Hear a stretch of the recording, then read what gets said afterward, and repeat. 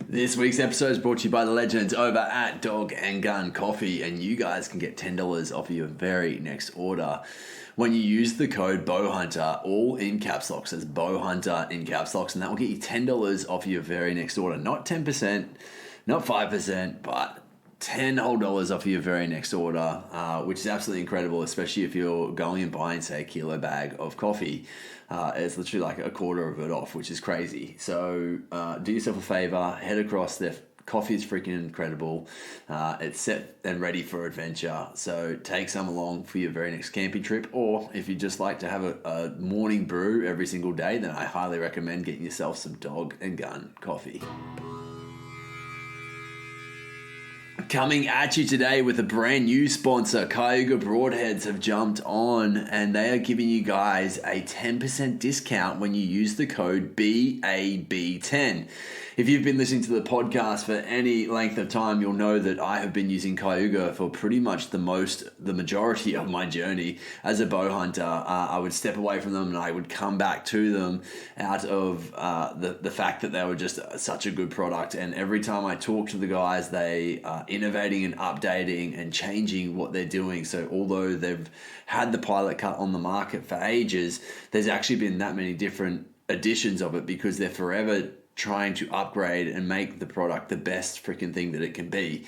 And I know the boys could have easily enough just gone with the very first product they put out there and just launched it to the market and been like, oh, heck, whatever, that's it, done. But instead, they've just continued to upgrade their products, and I think it's just absolutely incredible what they do. So once again, you can use the code BAB10. You can use caps locks or you can keep it in lowercase, whatever you want to do. BAB10 as in becoming a bow hunter 10. BAB10, and that will get you 10% off of your next order on Cayuga Broadheads at their website. Hey there, and welcome to Becoming a Bowhunter. I'm your host, Matty, and join me and our guests as we take the quality of meat back into our own hands, searching the wild for free-ranged animals to harvest as ethically as we can. I interview a variety of specialists from the bow hunting community to help fast-track your journey as a bow hunter.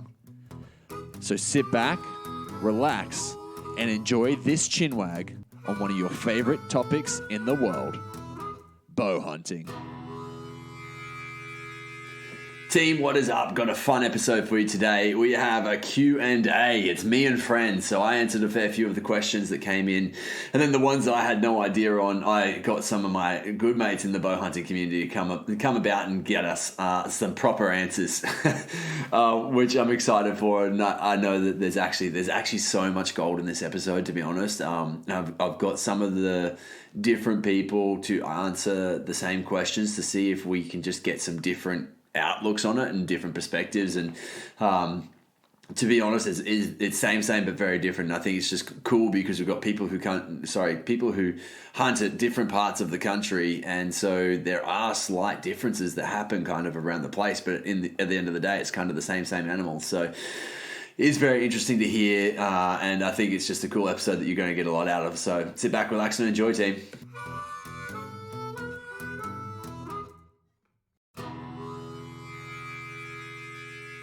Alrighty, bow hunters, welcome back to another episode of Becoming a Bow Hunter. I'm pretty excited about this one. I'm excited about all podcasts talking about hunting, I'll have to be honest. Always excited when I've got a guest, but this one's a little bit of a different style. I tried to do something very similar to this back in the day, and I went on a live on Instagram and just kind of answered questions along the way, whoever was on live, and that was great. But at the same time, where it fell down is the fact that you're putting people on the spot. They don't necessarily have the time to kind of think of the questions or come up with a good question as such. A lot of people kind of sit there and watch you but don't really get to put into it. So what I thought would be cool is actually putting out a Q&A through my stories. So I did that, and I was like, if I get 10 or more questions back, I will run it as a podcast. And pretty much I got over 20 questions. Some questions were questions that I don't even know the answer to. So I ended up having to call in some friends. I had to call some favors from a few different people. And I was like, well, that's actually a cool idea. So then I ended up hitting a few of the well-known podcast guests up in general and just saying, hey, can you fill in and give us some context or content in general on these questions. And so I'm going to piece that kind of together with you live here right now. Live, I say live, it's not live, but yeah, you understand what I'm saying. So I've got my gadgets and gizmos kind of in place, ready to rumble. And there was a fair few questions that kind of came through that were very same. A few questions that were very different, a few that were very unique. And there's one question that came through that I think is a banger, and so I actually asked everyone, and you'll get to hear it as we go. Pretty much while you're listening to this, depending on when you're listening to it, but the day that this podcast comes out will be the day that I am in camp with Liam Woods. I'm going on a little bit of a podcast tour, so very cool and very exciting. It's bizarre in the sense that this was all kind of pieced together. It must have been February, maybe even earlier, like around, I think it was February, thereabouts. Pretty much there is a brand from New Zealand called Bushbuck, and they've approached me and said, hey, we want to test our gear out in Australia. We want to get some cool footage and pics and whatever else of bushbuck being worn within iconic Australian territories, essentially. Like if you've got a hunting block and you'd be happy to take us to, and we can film you, we'll kind of deck you out in our clothing. We'll film you for the week, and then we'll let you guys take the clothing. I was like, wow, that's a pretty cool deal. But knowing how my auntie and uncle are, I knew that they were not going to be stoked on that situation. To be able to bring anyone to the block is honestly, it's hard, and I understand it 100% because it's their livelihood. And so I was like, well, I don't have a block that we can necessarily go to. And at first I was like, well, I don't want to invite myself to anyone's block. And I just said, look, if we can extend the offer out to other people, is that an option? Because I've got friends that have blocks, but I don't want to necessarily just invite myself there, right? Like I don't know, I'm not that way inclined at all. Especially if I can go to someone with a win-win situation, which this definitely was. And they were very open to the idea. So I was like, well, heck, the best block that I've ever hunted, in the sense of like the amount of animals and the amount of opportunities that we had, which would also, in my mind, play out really well for getting more good content for this opportunity that we're going to, was Grant's block. Grant's got a block down kind of south of Tamworth, and that whole region, right? That's all kind of like known as the hunter region in general, and it is just, it's next level. I love it. I'm so excited for this trip, and today is Friday night, and I leave on Tuesday morning. Not really early, but early-ish, to kind of take off, and it's about a 10-hour drive for me to get down there. So I'm going to drive down. We've got 3 days in camp. It's going to be, so we've got Grant, Corey, and myself, and then we've also got Toby, who's like a consultant essentially for Bushbuck, and then he's got connections through Bushbuck. I don't know. I'll interview him, and you guys will get the full understanding as to how that connection works. And then we've got Struan, who is their videographer coming out for it. So that's really cool. And then Benny Fenson's going to come in on the Wednesday night. So we get there Tuesday night. He's going to come in on the Wednesday night. Then we've got, so pretty much a little hunting maybe Tuesday afternoon. That would just be a bit of fun, I think. And then Wednesday, Thursday, Friday is getting the content whilst we're out and about and doing all the things that we need to do for their collection. And then Friday night, I'm going to head my way over to Liam's block, and we're hanging out for the day, hunting on Liam's block on Saturday. And then on Sunday, I'm cruising over to hang out with Steve Colley and get a podcast with him. So there's a lot of exciting things happening right now in the sense of it's like around the corner. And like I said, it's been organised since February. And I wasn't sure where I was at. Sorry, not where I was at, but if I was allowed to kind of share it and whatever else. And also, I was like, is there a possibility it could fall through? I don't really know. So now that it's literally happening next week, we know it's a go-ahead. I'm very happy to talk about it in the podcast. I'm very excited to kind of try out all their gear. I've got a fair bit of bushbuck gear in general, to be honest. I've got one of their big, it's like a big waterproof jacket. I bought it last year for the same trip that I was going on. It was in the middle of winter, and I was like, I don't have any really warm jackets. I want something that's windproof, that's waterproof. that's also going to be warm. And so I bought I can't even remember what it's called, maybe the Defender or something like that. But I bought that and I love it. It's actually a great jacket. I often just wear it if it's ever rainy or windy here in Brisbane. I'm having to walk my dog. I'll often chuck that on as my jacket to get around in the rain and whatever else. So I enjoy it in general. I've got also pretty much their version of the Jet Boil. I've worn their gaiters before, and there's something else. I've got some gloves as well. And so, I'm excited to kind of deck out completely in the bush buck gear and see what it's like. Obviously, temperatures are very different here to there, like 10 to 15 degrees difference. And not only, that's once again, so 10 to 15 degrees difference from where we're going to be hunting versus where I usually hunt. And then on top of that, 10 to 15 degrees difference between where we're hunting and New Zealand. So I am intrigued to see how the gear holds up in general, right? Like it's designed to keep you warm, which I'm very excited for, being a Queenslander going down and hunting in cold weather. So it's going to be nice to have that, but at the same time, does it translate to being able to also keep you warm? Also keep you cool in the heat. So I'm intrigued, and I'll let you guys know as we go. But with that being said, let's get into it. Q&A with Matty and Friends. We'll call it that for now, hey?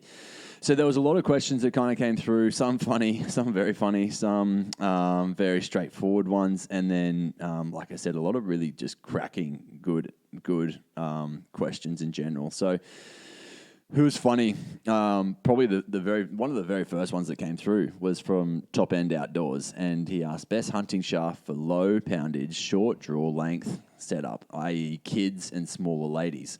And I was like, well, fuck, I don't know. And that's why I was kind of like, you know what, I'm going to have to bring in some reinforcements.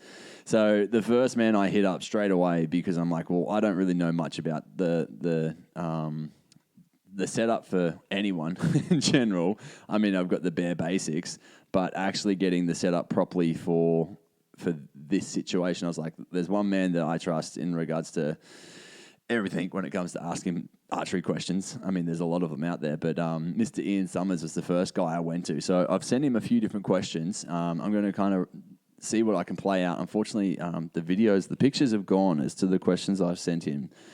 So let me just see if I can see this on my phone, because I'm using it all on my computer. And there we go. Cool. So the two questions that I've asked him on here, there's actually 3 questions, I think.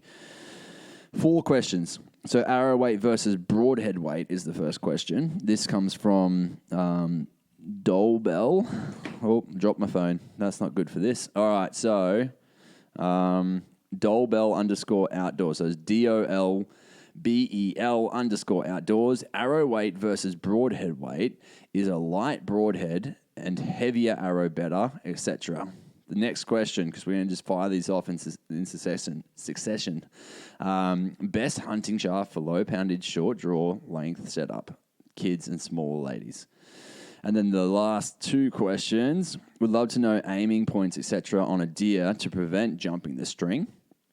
And the last question, this question actually takes the cherry for me. It's the best question I reckon that was asked. So sorry, the last question was asked by Scott_Dawson93. Oh, that's annoying. Getting some messages coming through, which is going to bug you guys too. Let me see if I can find that really quickly. I always, and I think I say this every single time when this happens, I've always got 1,000 windows open. Pretty much with every new brand that I work with, I've got a window open for them. And what that means is that I now have to go through every brand that I work with and figure out where the heck my damn Facebook page is open. There we go. Got it. You bloody ripper. All right, cool.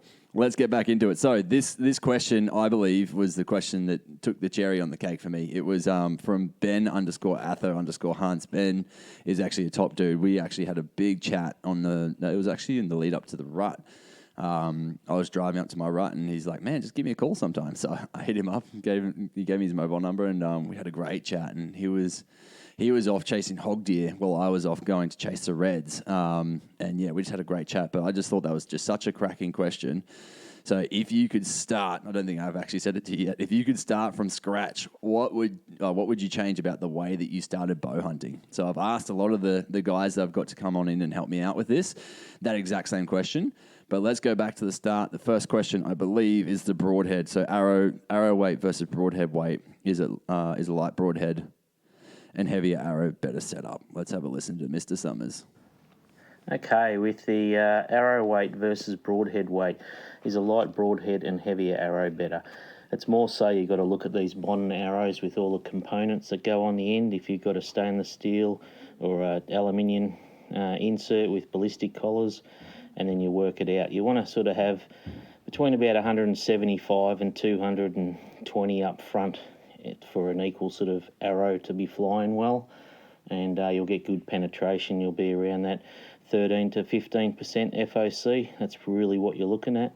And you'll get a good arrow flight, good tune out of it. So he's talking about with your insertion at the front plus your broadhead weight, roughly what you kind of want to be looking at there. Best hunting shaft for low poundage, short draw length, kids, or smaller for ladies. So for kids, you'd sort of be wanting to have an entry-level arrow because they're going to be sort of a bit radical and you want something that's pretty tough. So I'd suggest Eastern Power Flights or a Gold Tip Hunters.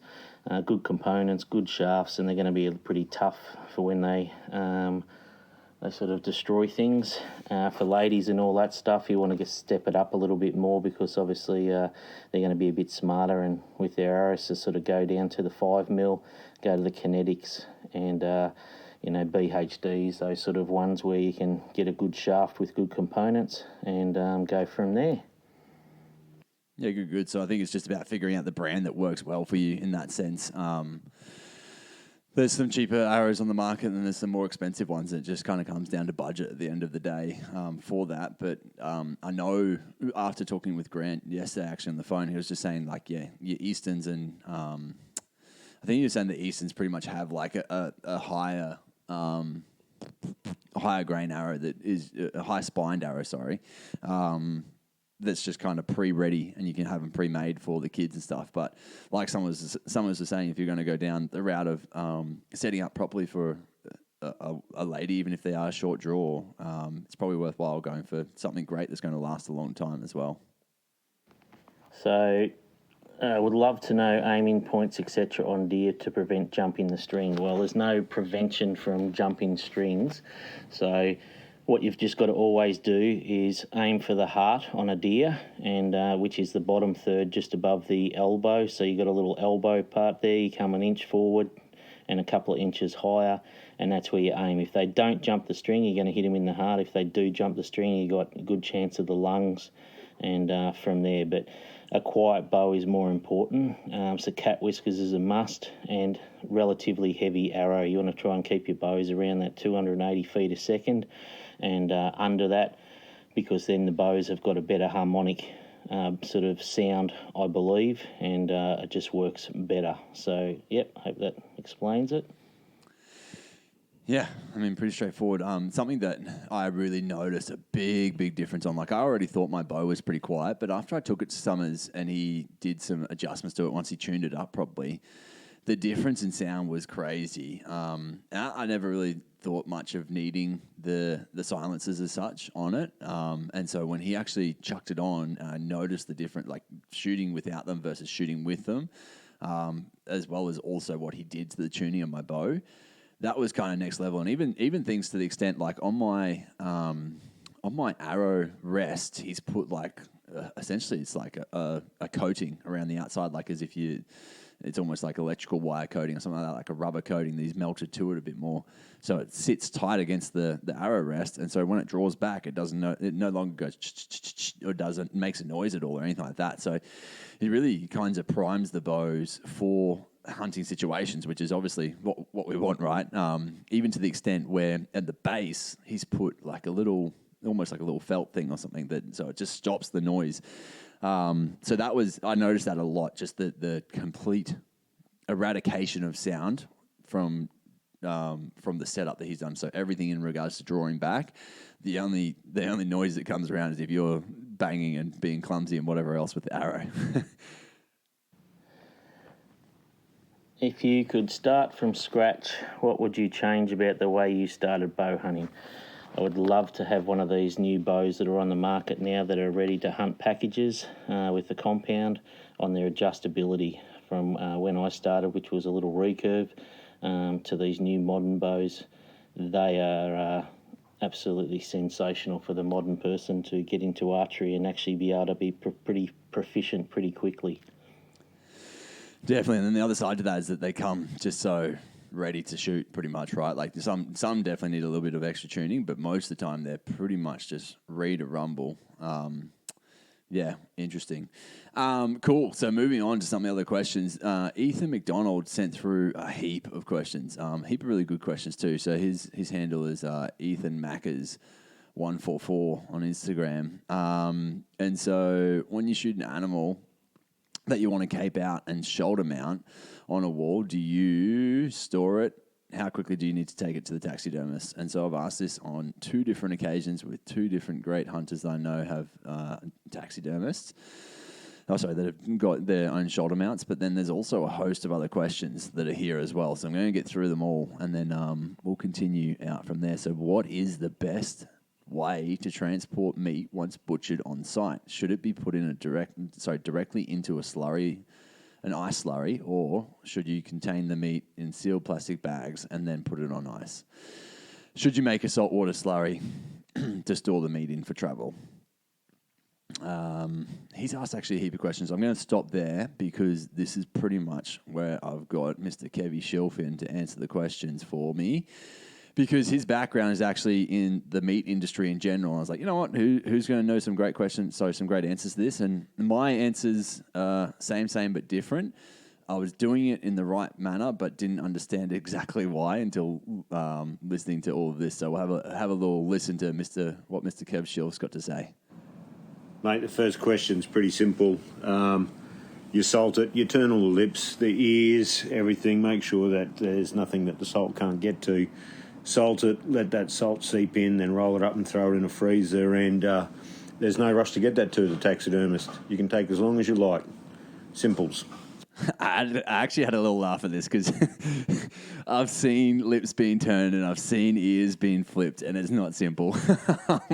I don't know. It is. It's one of those things you just have to take care with. It's literally, it can be a long process, but it's one of those things that you just, the more careful and mindful and patient you are with it, kind of like bow hunting, the better result you will get from doing the actual, the caping side of things.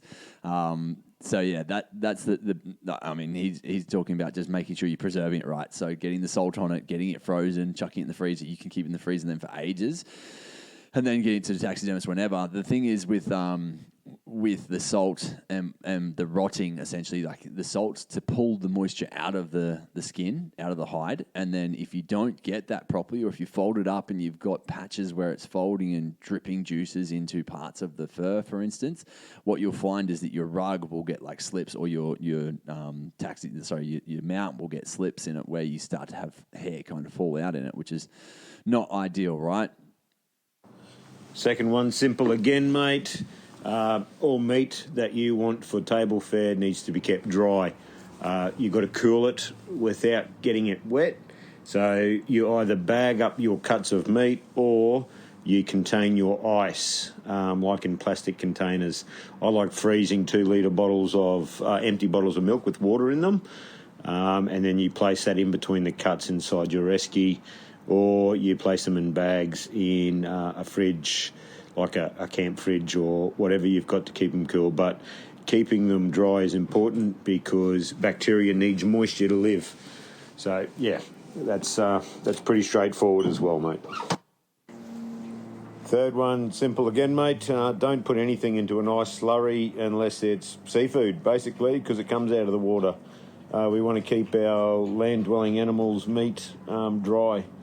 Otherwise it just spoils, it turns gross, gets waterlogged, and bacteria is encouraged to grow in it. So yeah, no ice slurry, just ice in its purest form, and keep the meat dry. Good. I think there's one more on this. After you've put your meat into a fridge, after you've field dressed it, Yeah, look, I like to hang my venison for 5 to 7 days, or keep it in a fridge and keep turning it. Just gives it a good amount of time to purge, get all the blood out, and it seems to help with the eating quality as well. I like to freeze it after that 5 to 7 days as well. But I'm also, on the other hand, I'm happy to eat fresh venison as long as it's the good cuts straight off the animal as well. So it's up to the individual with their preference, but that Recording 5 to 7 in progress. days chilling is my preference. That was odd. We got a little recording in progress during that. I don't know if that has just disconnected and started again, but the actual podcast is going well, so I'm just going to keep rolling with that. So I'm going to talk about my process here in the sense of what I do with animals. So typically what I'll do is I'll quarter down the animal however I need to. So whether that's just straight in the field with them laying down, or if I get to hang the animal up, I'll hang it and skin it and then let it sit overnight is kind of my preference if it's cool enough. And then I'll quarter the animal out and break down like your bigger cuts. So for instance, taking the back straps off, taking your tenders off, and then breaking it into back legs, front legs, neck. From there, I'm typically putting it into like the largest bags that I can, and making it work properly in the sense of what I mean by largest bags I can. I'll usually get like big ass garbage bags and either tie the end or wrap the ends completely so there's no moisture at all getting in through the ends. And then I'll put it into my esky laying down on top of each other with ice in between. So depending on which system I'm using for the ice, typically I like to do the same thing as what Kevy's just said. So either freezing bottles or freezing, we get a lot of hummus. So I'll freeze little blocks up in the hummus and then chuck it in just so it's the blocks laying into the esky, and then I wrap my meat rather than wrapping the ice up as such, and that works pretty well. Like I've never really had any issues with that. And I'll actually keep it in that same bag, the same garbage bag that I put it into. I'll put it into my fridge at home in that, and I'll let it sit for a week. So not if you let it sit for more than a week, it tends to go not so nice. So that's one little tip to make sure you're keeping on. But you definitely get a lot of like blood leaking from it. So what I'll do is I'll remove it from the bag, let it drip off a little bit, and then just pat it dry with paper towel or something like that. I usually use a Chuck's cloth, actually, to be honest, just so you don't get any paper or anything stuck to it. And that's when I'll then break it down. So after a week of it having a rest in the fridge, once again, I'm not hanging. I'm a lazy man in that sense. I don't have a hanging setup in my fridge at all, and so I just kind of let it sit. I will every once in a while flip it if I remember to. However, with saying that, I've also done it where I've not flipped it at all, and it's been completely fine. So that's just my 2 cents. It's definitely not like the top of the way to do it, the best, let's say the golden standard. That's for sure. It's far from, but it actually it's worked really well for me. And so yeah, I'll leave it for the week to sit in the plastic bag, take it out of the plastic bag, wipe off the blood, chop it up into its smaller groups, freeze it that night or that day if I can, and get it rumbling. Even if you don't freeze it, just cook it that day with some cuts. And yeah, that's always going to be my go-to method. Next thing that Kevy actually sent afterwards was this. Mate, the only other thing that I would add to the meat quality would be if people want to invest in a cryovac machine.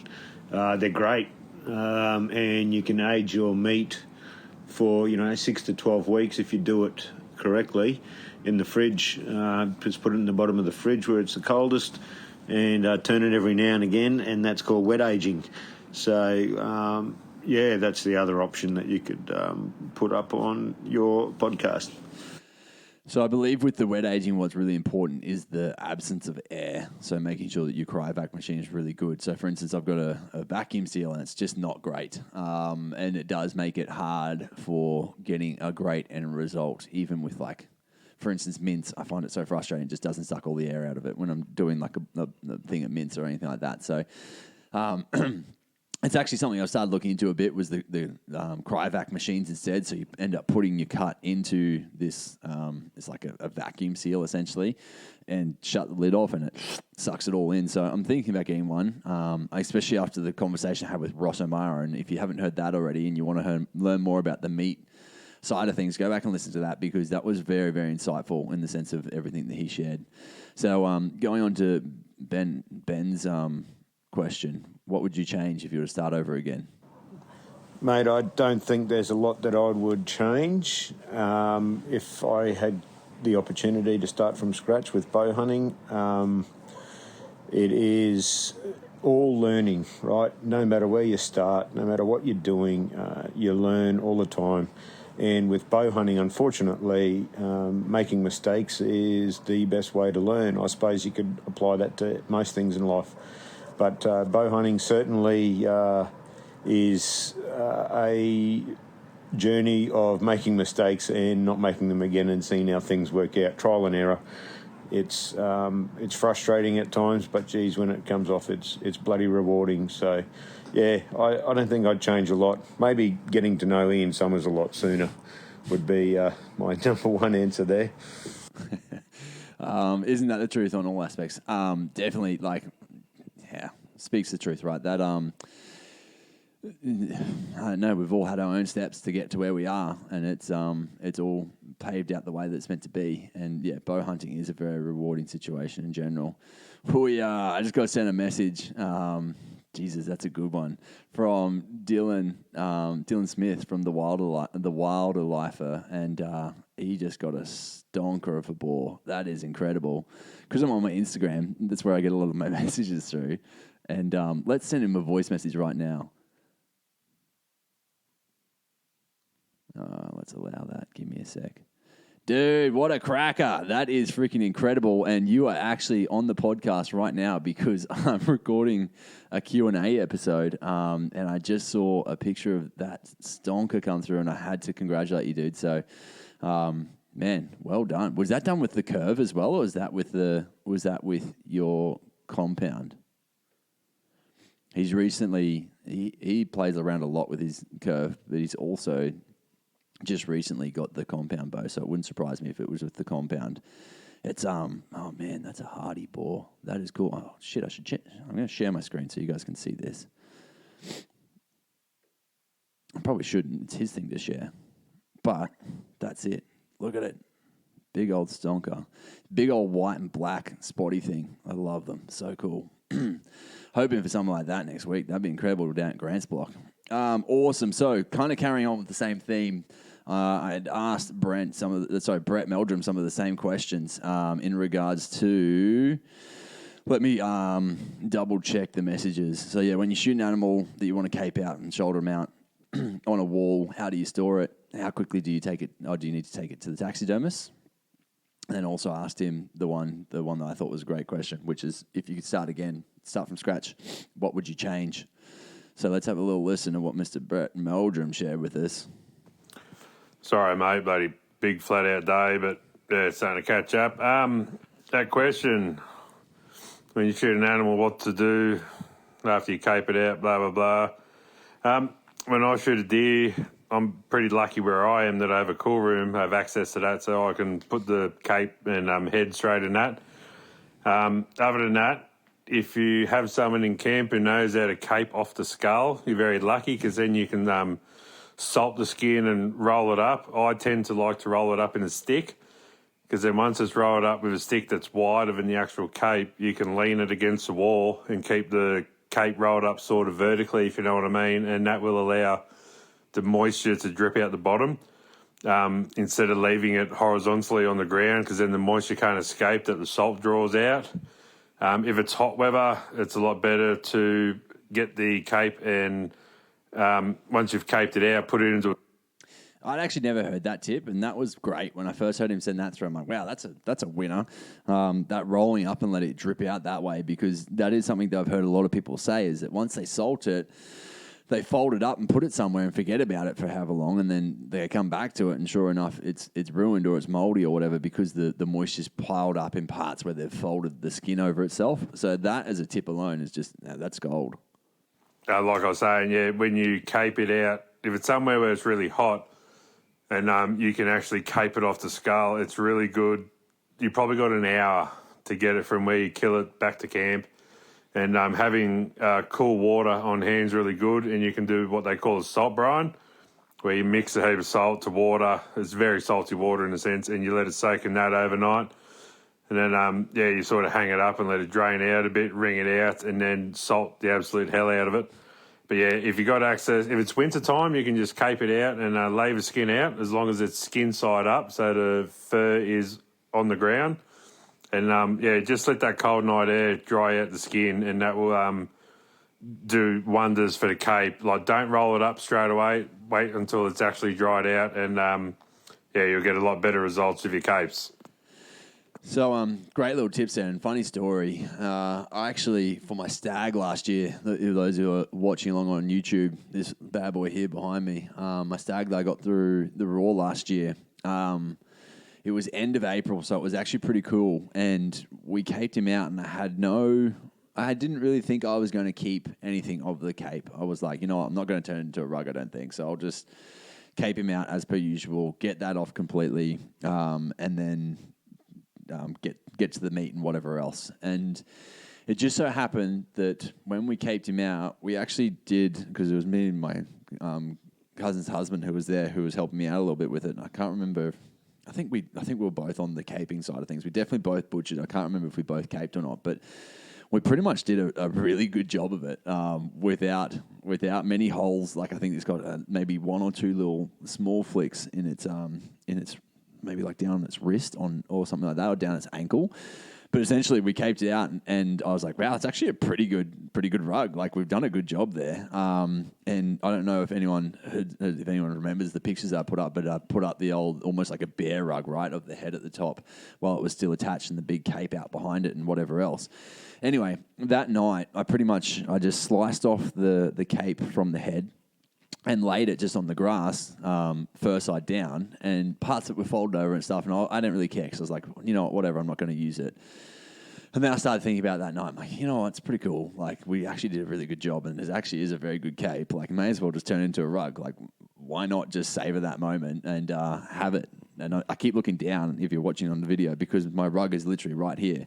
So what I did, and I'm probably like the taxidermist's worst dream. All I did was the next morning I went down, so it had been aired out overnight. I made sure there was no like real big chunks of meat. I pretty much just quickly sliced some of them off, and it was still pretty meaty, I'll admit it.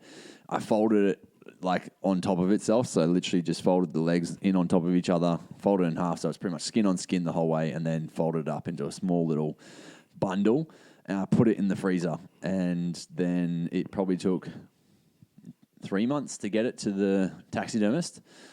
No salt, no nothing.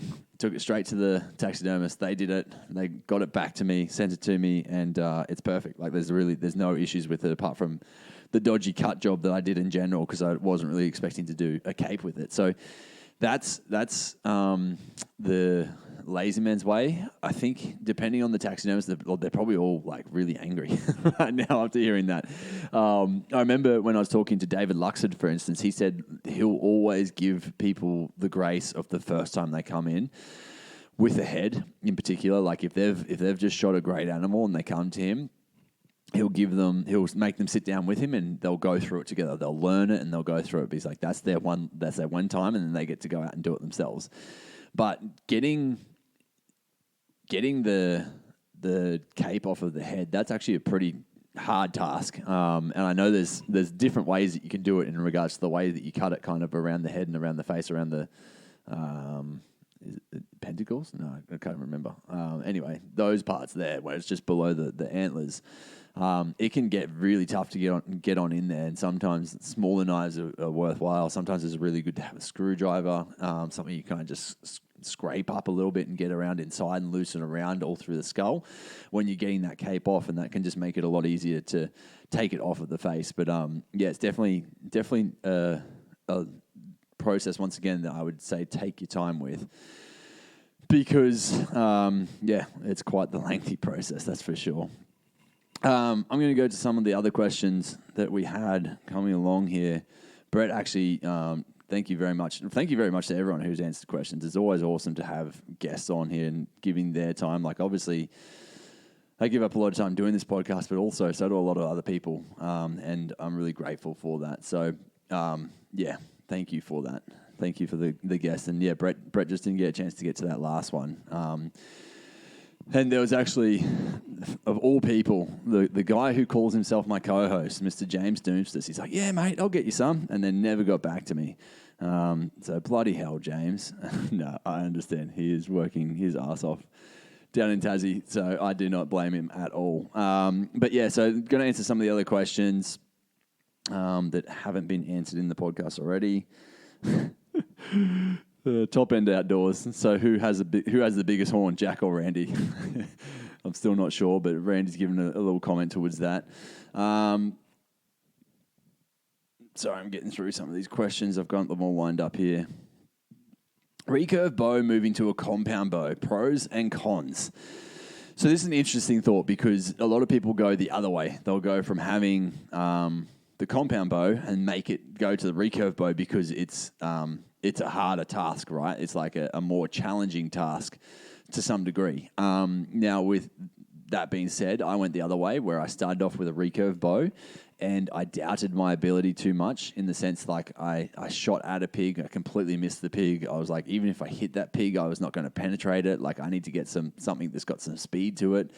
And so that was kind of like the realization for me to know, like, hey, for me to stay within my ethical boundaries of what I want to be doing as a beginner bow hunter that knew nothing really about hunting, that was really learning from start, I was like, I'm going to need some more power, some more speed, something that's got a little bit more range than kind of 15 meters after stalking on the pigs and realizing like it wasn't just an easy task. I shot a rabbit with my recurve and that was great and we ate it and whatever else. But I kind of learned quickly like, okay, I need I need different tools for where I was at in my journey. And so that's what made me go to the recurve. So I don't know if that resonates at all. Pretty much I would say that the compound bow, both bows, you have to be very talented, but I honestly think that hunting with a compound bow is much easier than hunting with a recurve.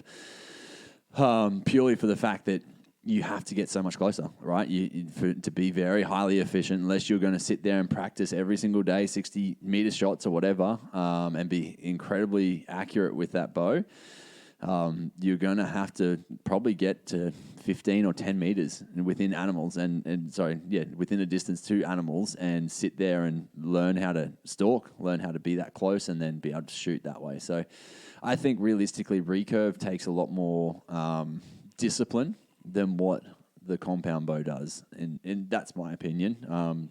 If you don't think so, you think different, that's fine. But yeah, that's kind of, I would honestly think that's, I'd say that's pretty much that one done in an answer. So that was from Dax01, DACS.01. Thank you very much for your question. J_Peachy, do you have 3 points of contact on your anchor point? What do you use? So in regards to my anchor point, when I draw back, first thing I'm looking for is the nose to be touching the string. I'm aiming for the front of my nose to be touching the string. I'm pulling back, and it depends on which release aid I'm using. If I'm using my back tension release, back tension release, I will work off of my 2 fingers, and I will pretty much, because you're holding the release aid like that. I'm just holding a split finger position as if you're holding the release aid, and it puts a V or a regular split between your pointer finger and your rude finger.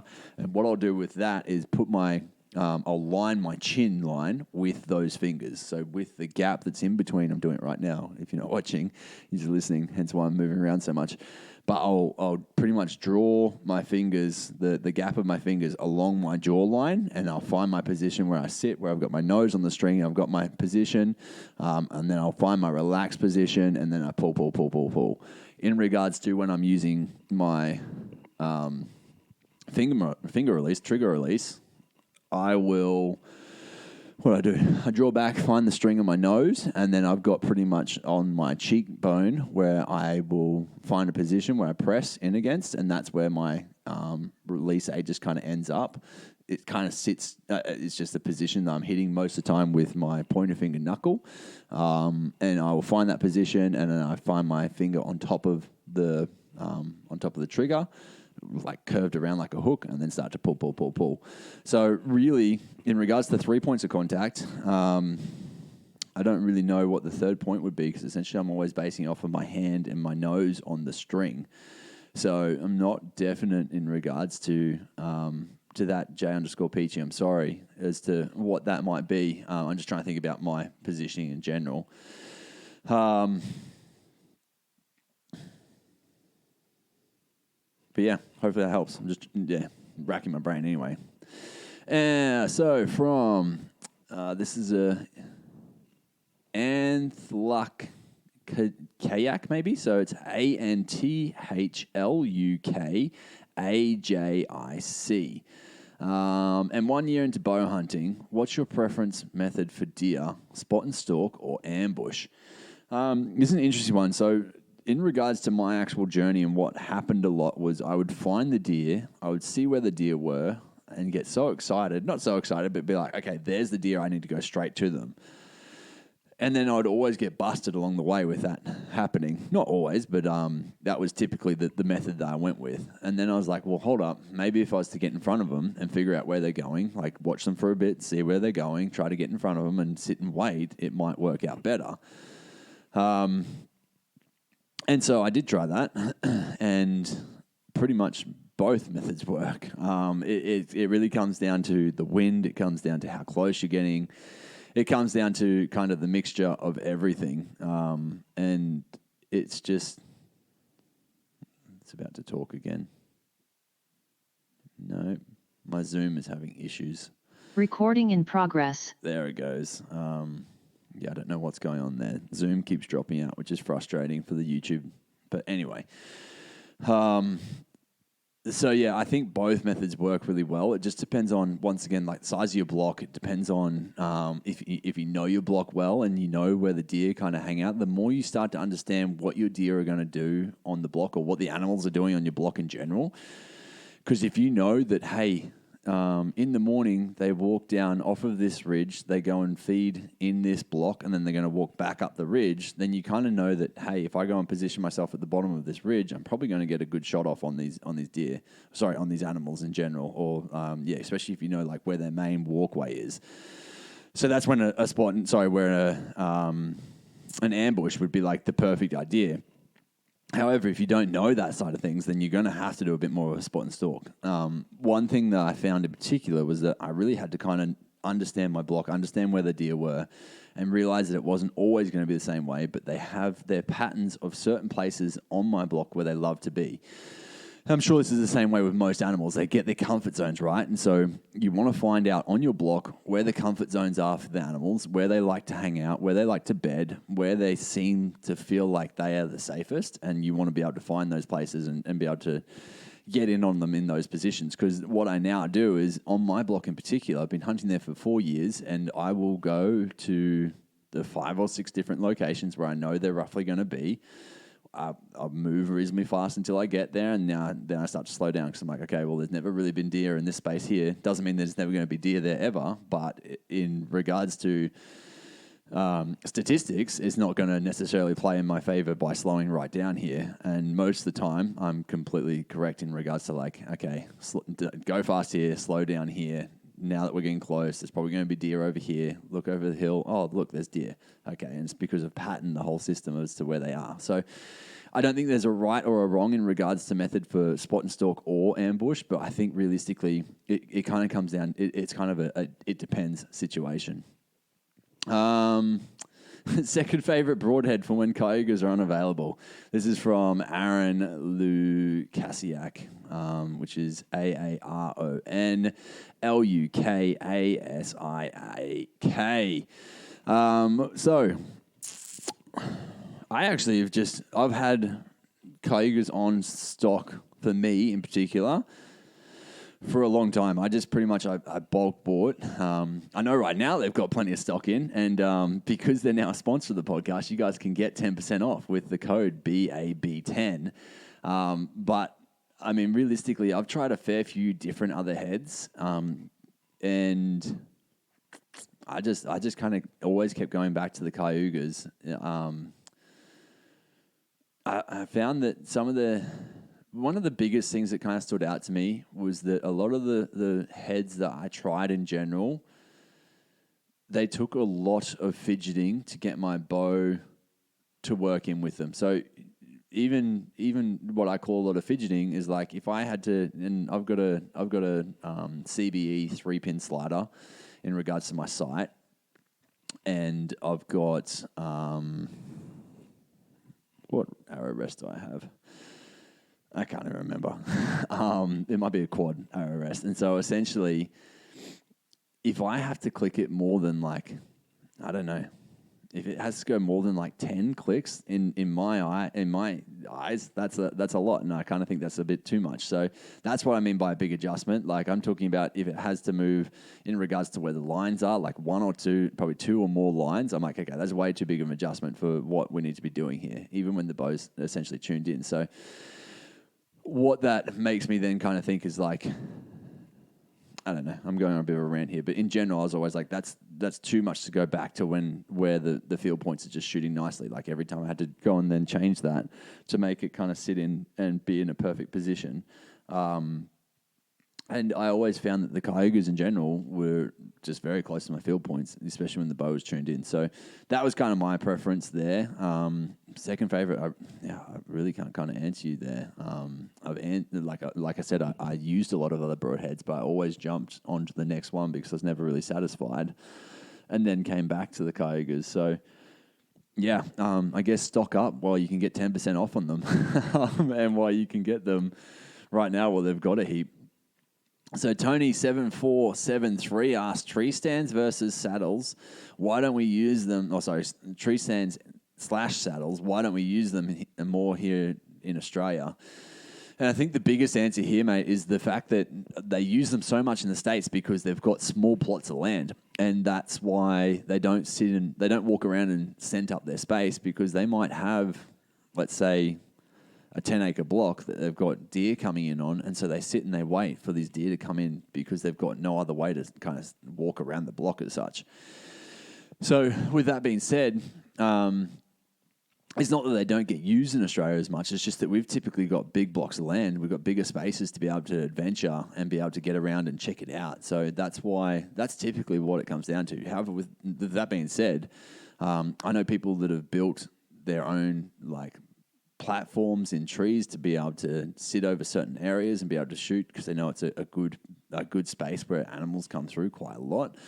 I've seen people using tree stands in general, especially around your hog deer season. They use them a lot. Like they use them a lot for the hog deer just because they are such a flighty animal. But yeah, I mean, realistically, you don't see it a lot because I think people have the access to be able to move and walk around a lot, which means that they've also got, so do the critters, right? So they've got the ability to kind of move and walk around a lot. So not that the land is any smaller in the States, but it makes more sense that if you didn't have 3,000 acres to go and walk on, you only had a 10-acre block, like you're definitely not going to want to sit and scent that whole thing up. So that's kind of my main understanding as to why we don't do it more. However, if you want to go and do it, I'd definitely recommend it. I'd say I'd recommend it, but I'm also a fidgety person. I don't know if you've ever watched one of the videos of me. I'm just sitting here moving around constantly, so I don't think I'd do very well in a tree stand. Good for thinking, but yeah, it'd be rough on the old body in general. What's the biggest thing that fast-tracked your success with bow hunting? When did it click? So this is from Outdoor Nape. So it's, yeah, OUTDOOR. Go away. Phone calls from Mum. Damn it. Come on, Mum. Don't you know I'm recording? Outdoor Nape. So, yeah, OUTDOORNAPE. P for Perry. So, the biggest thing that fast-tracked me, that's an interesting one.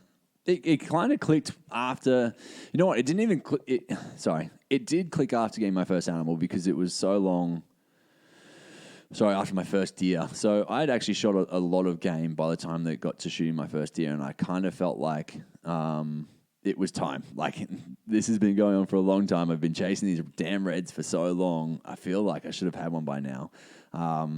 Not that obviously bow hunting owes you anything or whatsoever, but I was like, why is it just not coming together? And to be honest, I just stumbled across my first deer. I was walking the creek. She was up on the top. I knew there was something about, but I didn't know where it was. I just kind of used my senses, and then all of a sudden she was there. I was covered enough, and I saw her, and I took my shot. So I kind of feel like that was a unskilled hunt. I think it all kind of pieced together soon after that, though. Like I almost felt like I went through a bit of a dry spell straight after that. Not because of cockiness or anything like that. It's like it wasn't completely there. What actually I think helped me a lot was going on small game hunts. So going on a hunt where you can hunt a lot. We went to one block in Barraba in particular, me and my mate Adam. We're actually going back there in August, and I'm pumped for it because apparently the pigs are in like quadruple numbers compared to what they were when we first went there. And it was great numbers when we were there. There's one part of the trip, and it's so cool. We heard them squealing down the hill. Like we honestly thought there was nothing there. We could see the sign, but we just didn't see any pigs. Then all of a sudden, we kind of moved up the back, and we were exploring this new part. We'd spent a day and a half there and seen nothing. And then we walked up the back and saw this new part, and then we heard these pigs just squealing, going crazy. I'm like, oh, they're down there. Like we got so excited. And we moseyed our way in. I got right in, and I was literally sitting in between. I reckon I must have been between like 30 to 40 pigs. They were kind of all around me. Those piglets kind of running around. The big pigs were all getting into their food and mucking around and trying to mate and do whatever else. And I ended up getting one shot off. I was trying to find there was a monster somewhere there. And I think it was a big monster sow. We couldn't see because we saw her from up the top of the hill. And so when we got down, I'm trying to find where she was. And I was just trying to get closer and closer. They were in amongst all those blackberries and whatever else. And I couldn't see her, so I ended up just taking a shot at another one because these piglets kept running up beside me, and they would run up, and then they would catch my wind and then sprint off. And so I was like, there's a fair chance they're going to ruin me here. So I ended up going, and I took a shot and got a decent pig then and there. And then, like, a lot of them ran off, and then all of a sudden they were just all still there. So I got a second shot off, and then Adam came across, and then he got some shots off, and he shot this big old boar through. He shoots a recurve, and he shot this boar. I think it was like 5 meters or something. Like, yeah, crazy. Anyway, really fun trip. And I honestly think that's what made hunting click a lot more for me, was hunting more small game critters in the sense of like more pigs, more goats, even more rabbits, like understanding animals and the way that how aware they are in general, and really understanding what you can and can't get away with. And with the small game animals, especially goats and pigs, where you've got a lot more, they're so much more forgiving. And usually if you bump them, they're going to give you a second chance to some degree. Like they'll run off, I don't know, 400 meters, and then they'll slow down again. They're like, oh, well, we're away from danger. Let's just chill out again.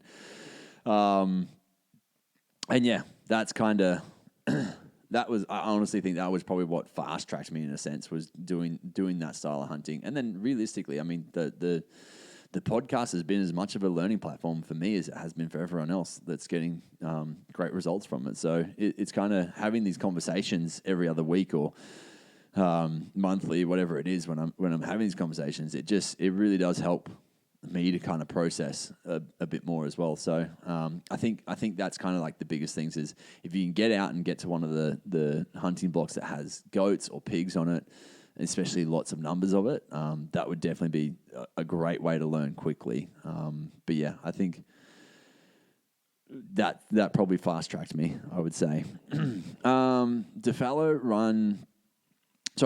rut away from their rubs. Found heaps of rubs in Feb, but no stags or bucks in the rut for any does. This is from Mick Kavarak, and I'm actually going to jump that question because I've got Mr. Grant Rand jumping on to answer a whole heap of questions about the fallow in just a sec. So, Mick, we will come back to that because I've got some answers for you, and we'll get back to that.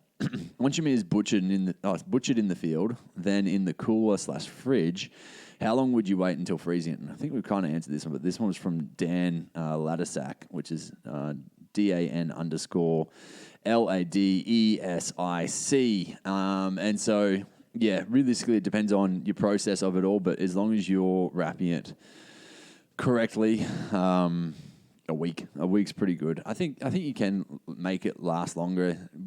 the big thing is that you need to also get it out of the blood. So if it's hanging, then you're fine because the blood drips off into the bottom of your fridge, and then it keeps aging and aging and aging, right? But if you don't have that set up right, you don't have the humidity set up right, what you do risk is eventually mold and whatever else happening. So I think a week is pretty safe and fair to say. That's what I've always played as my rule of thumb, and it's always worked incredibly well. All right. Hi, Matty. It wouldn't let me finish my question, so some people had longer questions, so they just answer it and they just send me a message in general. Excuse me. Wondering if you have a specific bow hunting training / nutrition plan you could sell to your listeners, or would we go through the Chief Life? So the Chief Life was my old nutrition brand I used to run. It's now shut down. I listened to your podcast with your wife about bow hunting nutrition, but more of the specifics / deep dive would be great. Cheers. And that was from, I've got a name there somewhere, but I'll come back to that. Sorry, mate. I cut off in the picture that I've taken, but I saw it come through, so I'll definitely get your name up in a second. So I actually do have a Bowhunters course. I created a whole course specifically for Bowhunters, and it's called the Bowhunters Challenge.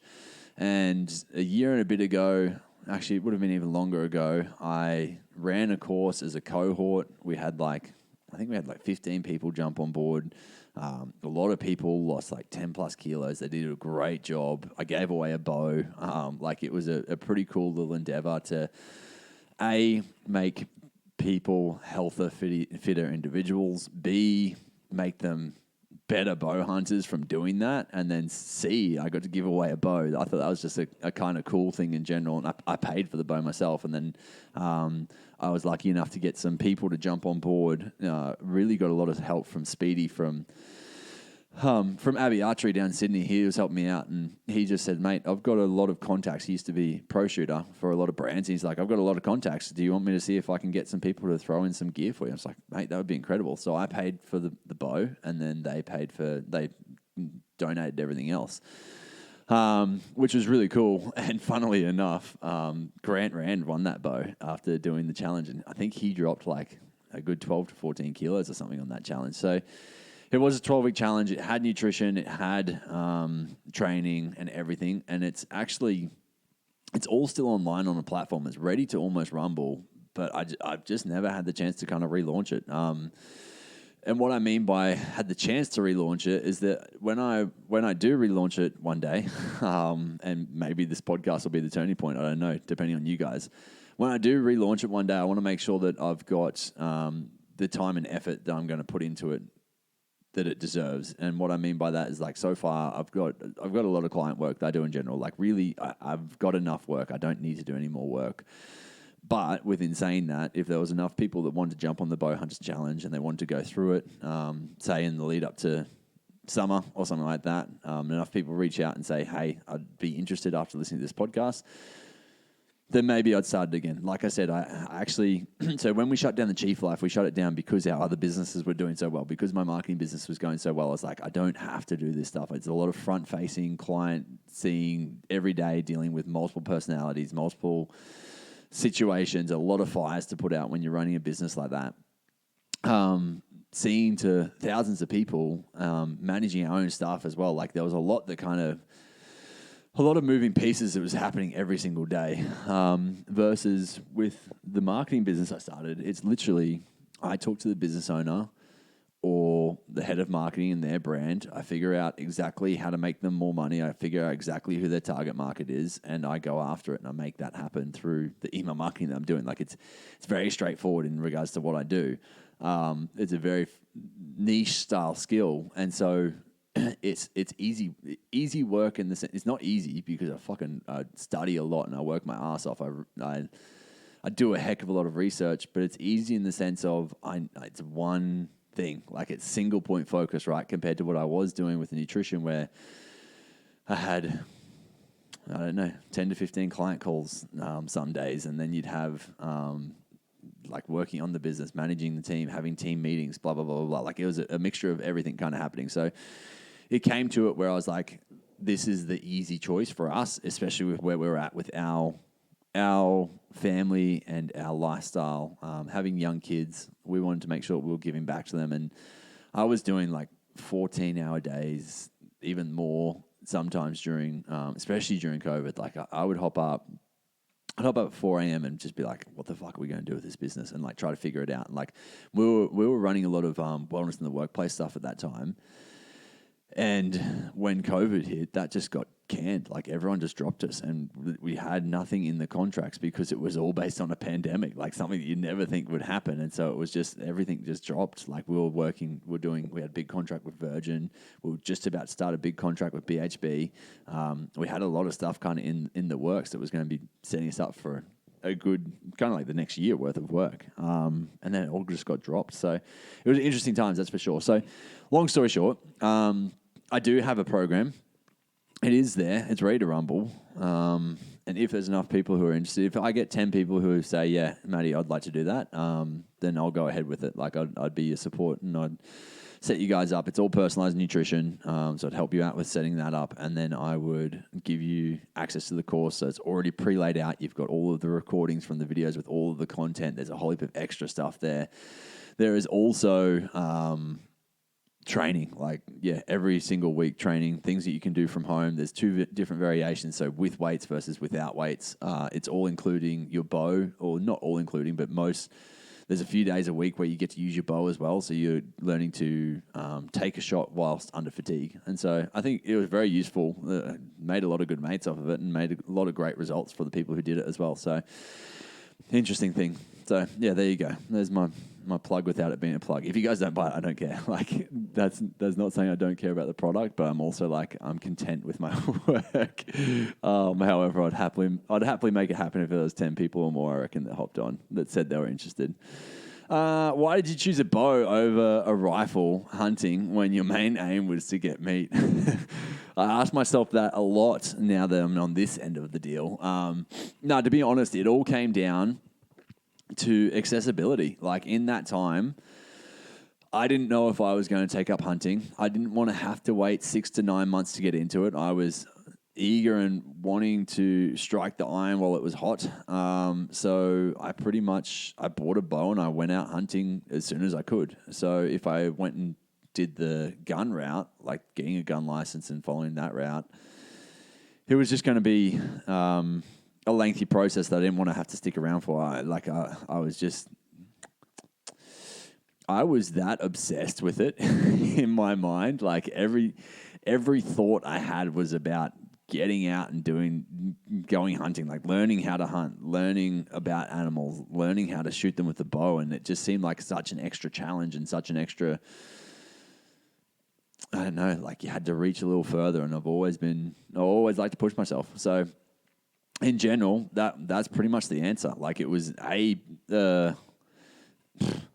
probably stubbornness, really. But A, because of timing, I didn't want to have to wait. And then B, just because I'm a stubborn asshole once I get my mind set on something right.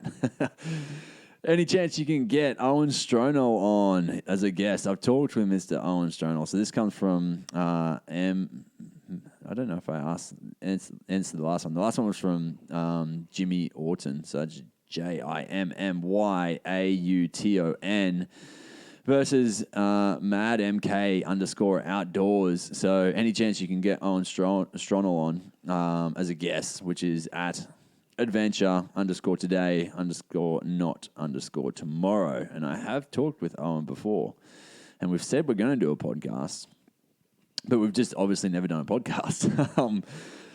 And to be honest, that's part of what happens in general. I've actually got a lot of people who have said yes, and then when it comes to making a time work and whatever else, it can get really hard, especially people like Owen, who loves to be outdoors and loves to go on trips and goes away to places where there is no reception. It can make it hard. So,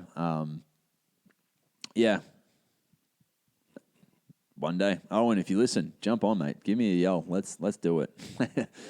Hey, Matty, I want to know, so this is who it was before. It was Fast House Honey Badger. So thank you very much for your question, Fast House Honey Badger, about the nutrition side of things.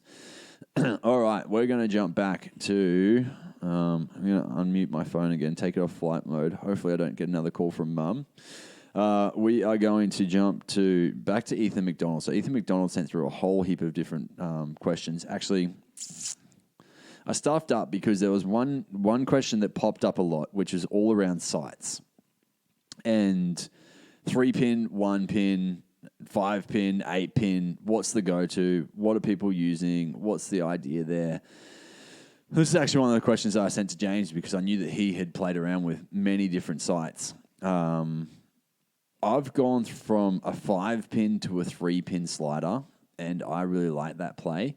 I know a lot of people will get rid of the pins altogether when they start to have issues with things like target panic, for instance, because it's single point focuses makes it a lot easier. The other thing is that sometimes there is confusion, especially if you have same colors in any of your pins.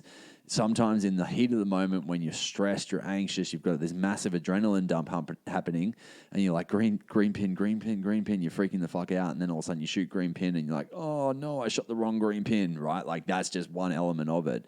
So that's why people will go to the single pin.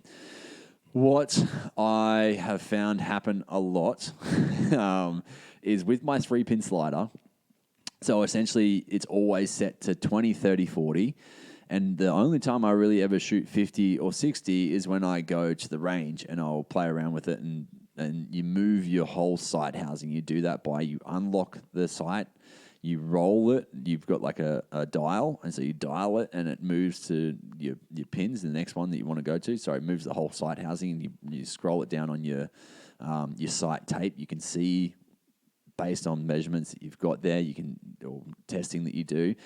I've just got red dots put on a little bit of white sticky tape essentially. And so I'll just dial it from my 20 shot down to my 50 shot. And then you lock it back on, you take your shot. And then you can dial it down, you take it down to your 60 shot, and you take your shot. What I've found happen many times, in particular when I'm shooting like 50 or 60 meters, is that I'll forget to dial it back. And so we'll go and then after doing some long bomb shots, go and do a walkthrough at the range.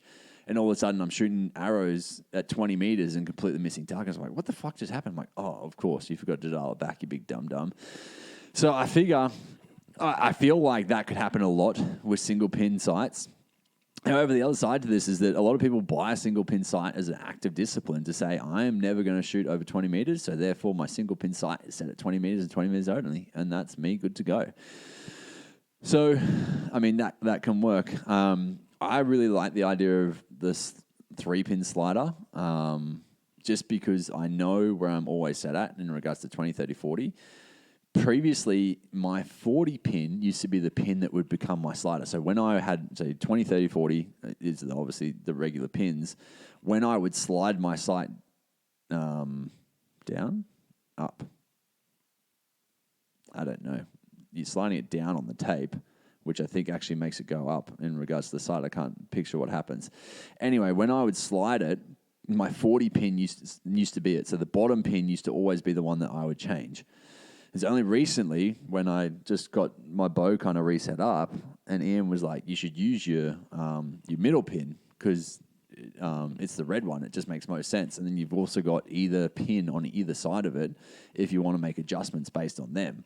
I'm like, oh, heck, he knows what he's on about. He's won 3D championships and whatever else, like shot for Australia. He obviously knows a thing or two. I'm going to take that on as a bit of advice. And so I've now changed my 30 pin, what's usually my 30 pin or the middle pin, to now be my slider instead. So the first gap from my 20, where it's marked as 20 versus down to 50, is a big jump in regards to how much you have to dial it or twist it. But from the 50 to 60 is next to nothing. And that's all I've set up because that's all they've got at the range. So that's pretty much my limitations in regards to what I'll shoot. And I'm pretty confident shooting out that far. Not that I ever would on a critter, I don't think. At least not yet. I'm not at that stage yet. So when I go hunting, my 3 pins stay in the exact same place. 20, 30, 40. I'm set. I'm ready. I know what I'm doing. And that's just me. That's just what I find works well for me. So where I was getting to with that is that a lot of people actually asked that question. So I'm sorry because I didn't get everyone's names down. Or I might be able to still get it up on my phone here. Let's have a look. Single pin. So we had nuke_fishing_bowhunting. Nuke being NEWK. Single pin or multi-pin sites. Cheers, lads. We also had...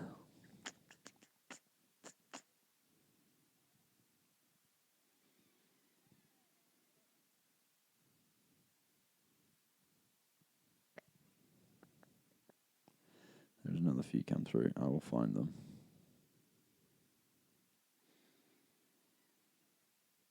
From Chris Reggers as well. Single pin site or multi-pin.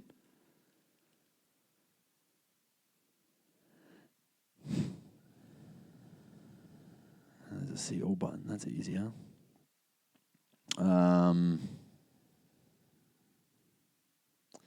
And then we had, obviously, the ones that we were reading out before from Mr. McDonald. I'm going to jump back to them because there's a lot of questions in here in general. Thanks for bearing with me while I jump around and make this work, team. Ethan McDonald. All right. So, yeah, he also asked the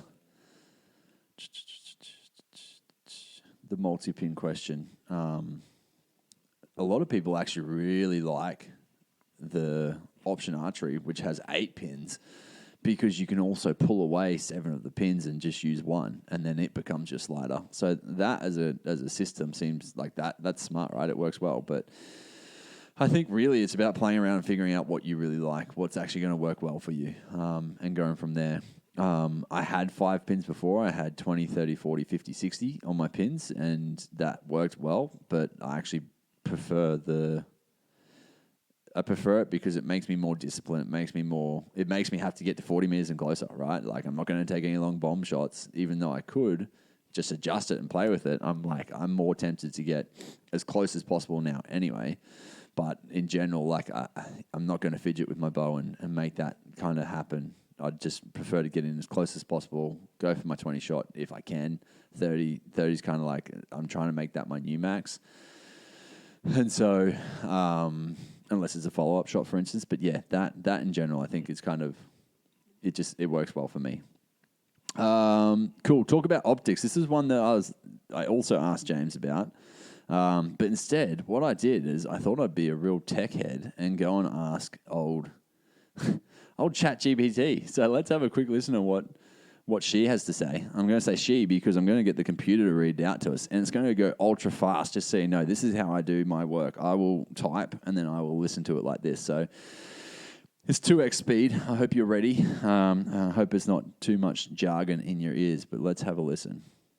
When it comes to hunting, there are several factors that dictate what makes a good set of binoculars. Here are some key considerations. Magnification and objective lens size. Binoculars are typically identified by 2 numbers, such as 8x42 or 10x50. The first number represents the magnification power, indicating how much closer the object will appear. The second number represents the diameter of the objective lens in millimeters. High magnification allows for detailed viewing, but it may also result in a narrower field of view and shakier images. A larger objective lens allows more light to enter, resulting in brighter images, especially in low light conditions. However, larger objective lenses can make the binoculars heavier and bulkier. Optical quality. The quality of the lenses and prisms used in binoculars affects the clarity, sharpness, and color accuracy of the images. Look for binoculars with high quality glass, multi-coated or fully multi-coated lenses, and phase-coated prisms for optimal performance. Field of view. The field of view, FOV, refers to the width of the area visible through the binoculars at a specific distance. A wider FOV allows you to scan a larger area and track moving targets more easily. However, increasing the magnification often decreases the FOV. Durability and weather resistance. Hunting often involves rough terrain and varying weather conditions. Opt for binoculars that are built to withstand rugged use, with features like a sturdy construction, rubber, armor coating for shock resistance, and waterproof or water-resistant design. Fog proofing is also beneficial to prevent internal fogging in cold or humid environments. Comfort and ergonomics. A good set of binoculars should feel comfortable in your hands and be easy to use for extended periods. Look for features like a comfortable grip, adjustable eye cups, especially important for eyeglass wearers, and a smooth focusing mechanism. Size and weight. Consider the portability of the binoculars. Lighter and more compact models are easier to carry around for extended periods, while larger and heavier binoculars may offer superior performance but can be cumbersome during long hunts. Price. Set a budget that suits your needs and preferences. There is a wide range of binoculars available at various price points, so consider the features and performance you prioritize most when selecting within your budget. Remember that personal preferences and specific hunting conditions may also play a role in determining the ideal binoculars for you. It's advisable to try out different models if possible or seek recommendations from experienced hunters before making a final decision.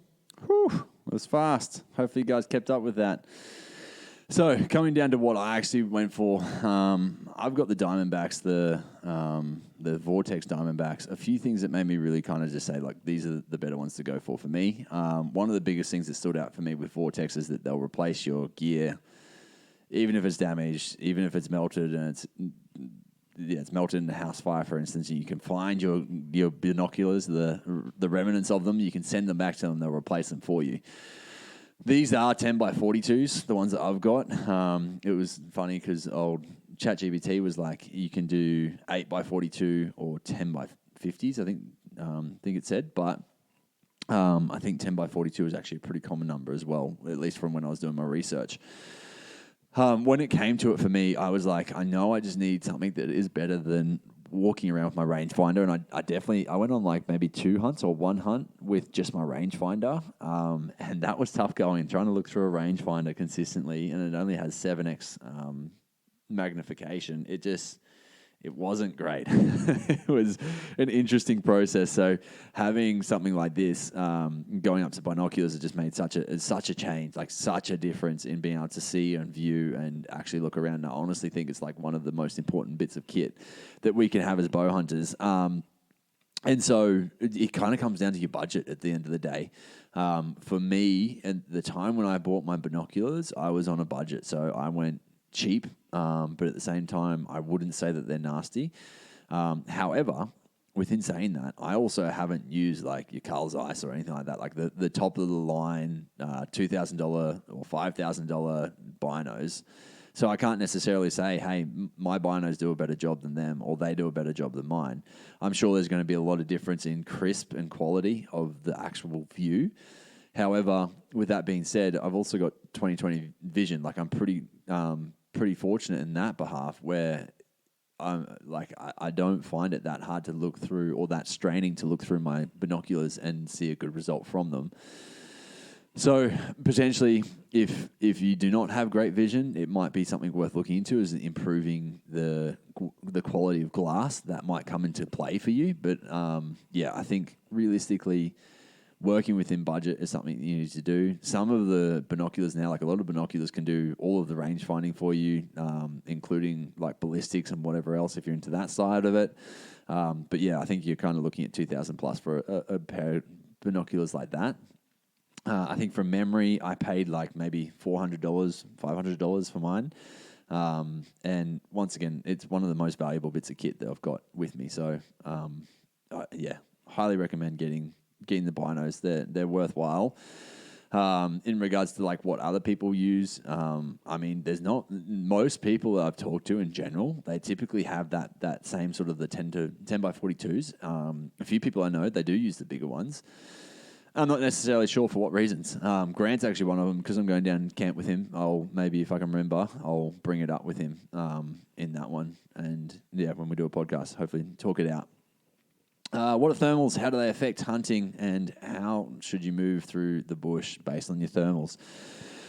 So thermals is essentially when your air heats or cools, it will either rise or drop based on weight of the oxygen, essentially, is my understanding of it. So what happens is in the morning, as it gets hot, your thermals will pull up the face of the mountain, versus in the afternoon, as it gets cooler, your thermals will pull back down the mountain. So pretty much it just means that in the mornings you should try to be above the animals, and in the afternoons you should try to be below them where possible. Not always the case, but that's kind of like the bare basics of it.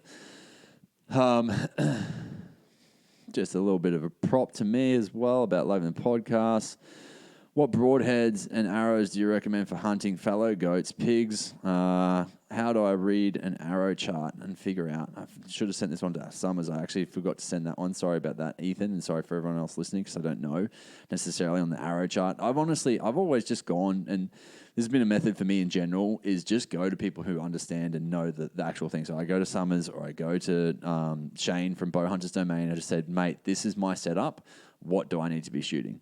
And they would just send back what I need, and then I would just purchase it based on what they had told me, because I was not going to necessarily go ahead and do all the deep, dark research that I need to. That's what they've done themselves.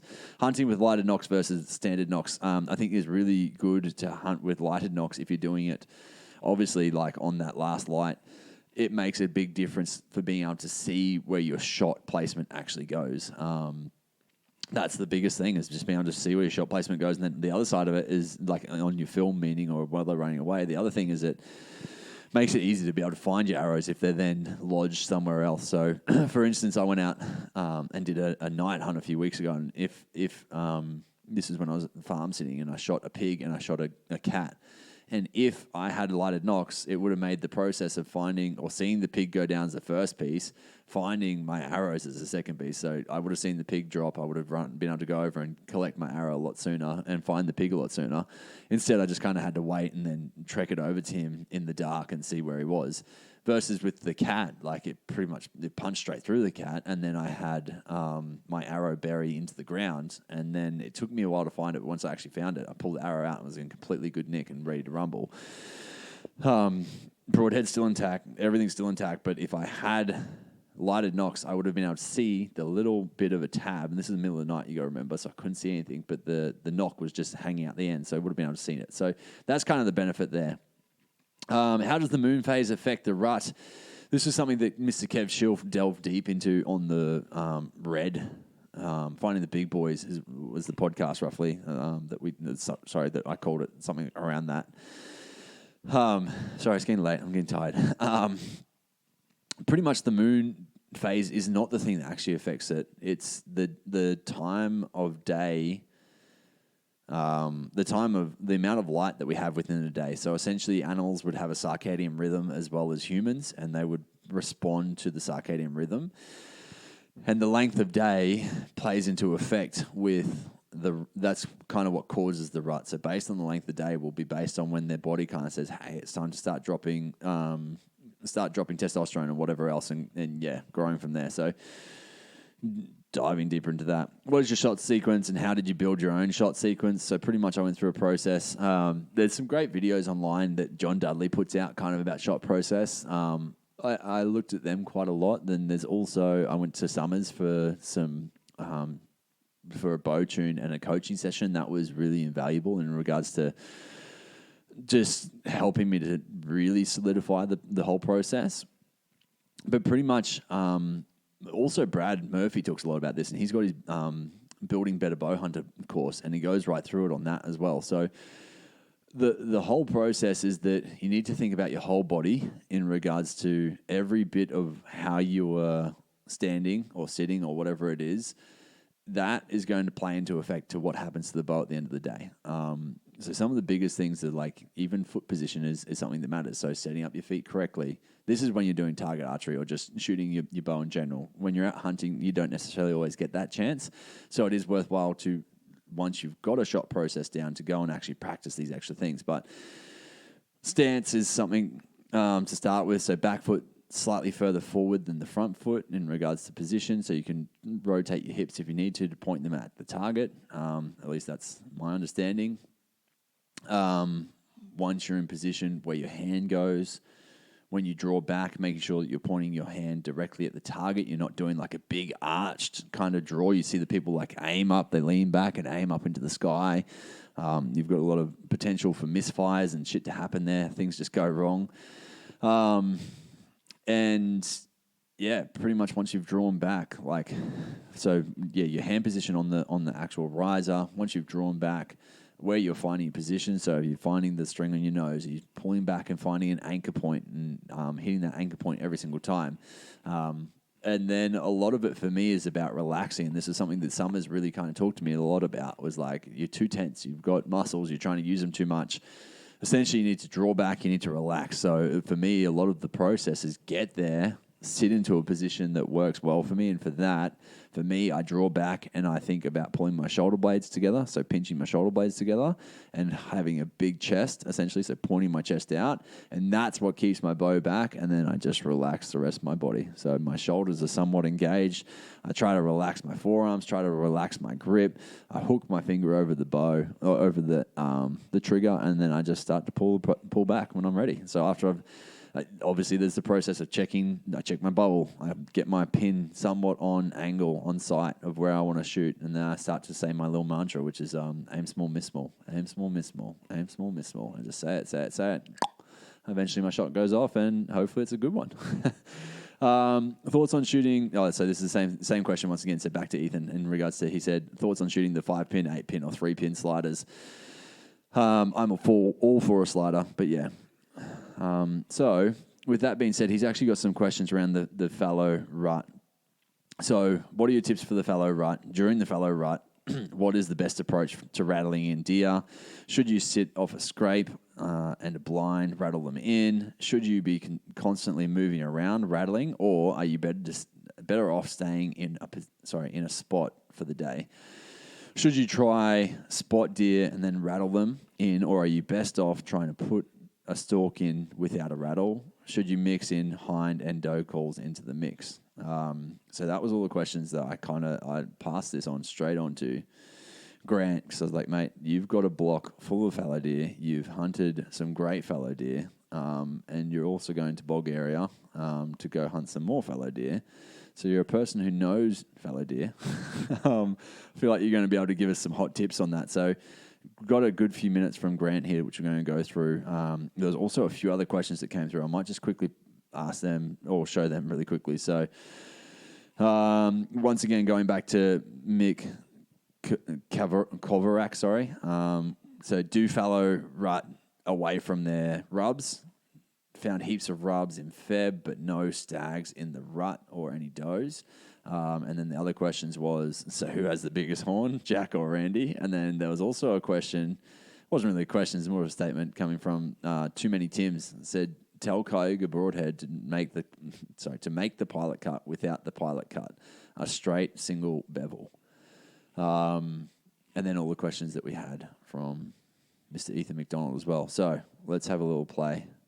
So my tips for hunting the fallow rut would be make sure your gear's all sighted, tuned and checked in before you go. Obviously you don't want to be dealing with that drama when you're out there. Pre-scout or have a bit of an understanding of the place you're going to be hunting and work out where the animals are living prior to the rut, so you're not, trudging around setting the joint up in the peak of the rut. Start early, work your way through the day. Don't walk absolutely everywhere. If you can glass, that's going to do better because you're not laying scent down. And finally, have fun. Enjoy yourself and get into it. Just to add to that, there was a part at the brekkie, the dog and gun brekkie, that Brad Smith and Summers were talking about, and they were saying the amount that you'll see critters like stop and be like looking around and sniffing in the air, and then they all of a sudden walk off or they'll run off, and then they'll go and find another route. And it's purely just because they've walked through, they've walked up to where you've walked through, essentially, and they can be able to smell that scent. So that's something that's kind of stuck out to me quite a lot, because I really didn't think it was that strong. Obviously, if it's raining, it kind of helps to dissipate that a little bit. But one story in particular was Brad Smith was saying about some of his clients using baby powder as a spray, as a wind checker. And essentially they sprayed the baby powder or the corn flour or whatever it was, and there was a big line of it, it blew out like a big chunk of it, and it was on the ground. And these deer, they watched them go up to it, stop, look around, freak out a little bit, and completely duck off and go the other way. And so, yeah, just in general, I think that's just something to keep in mind as well. During the fallow rut, the best approach to rattling in deer, what I find, I like to see the deer first.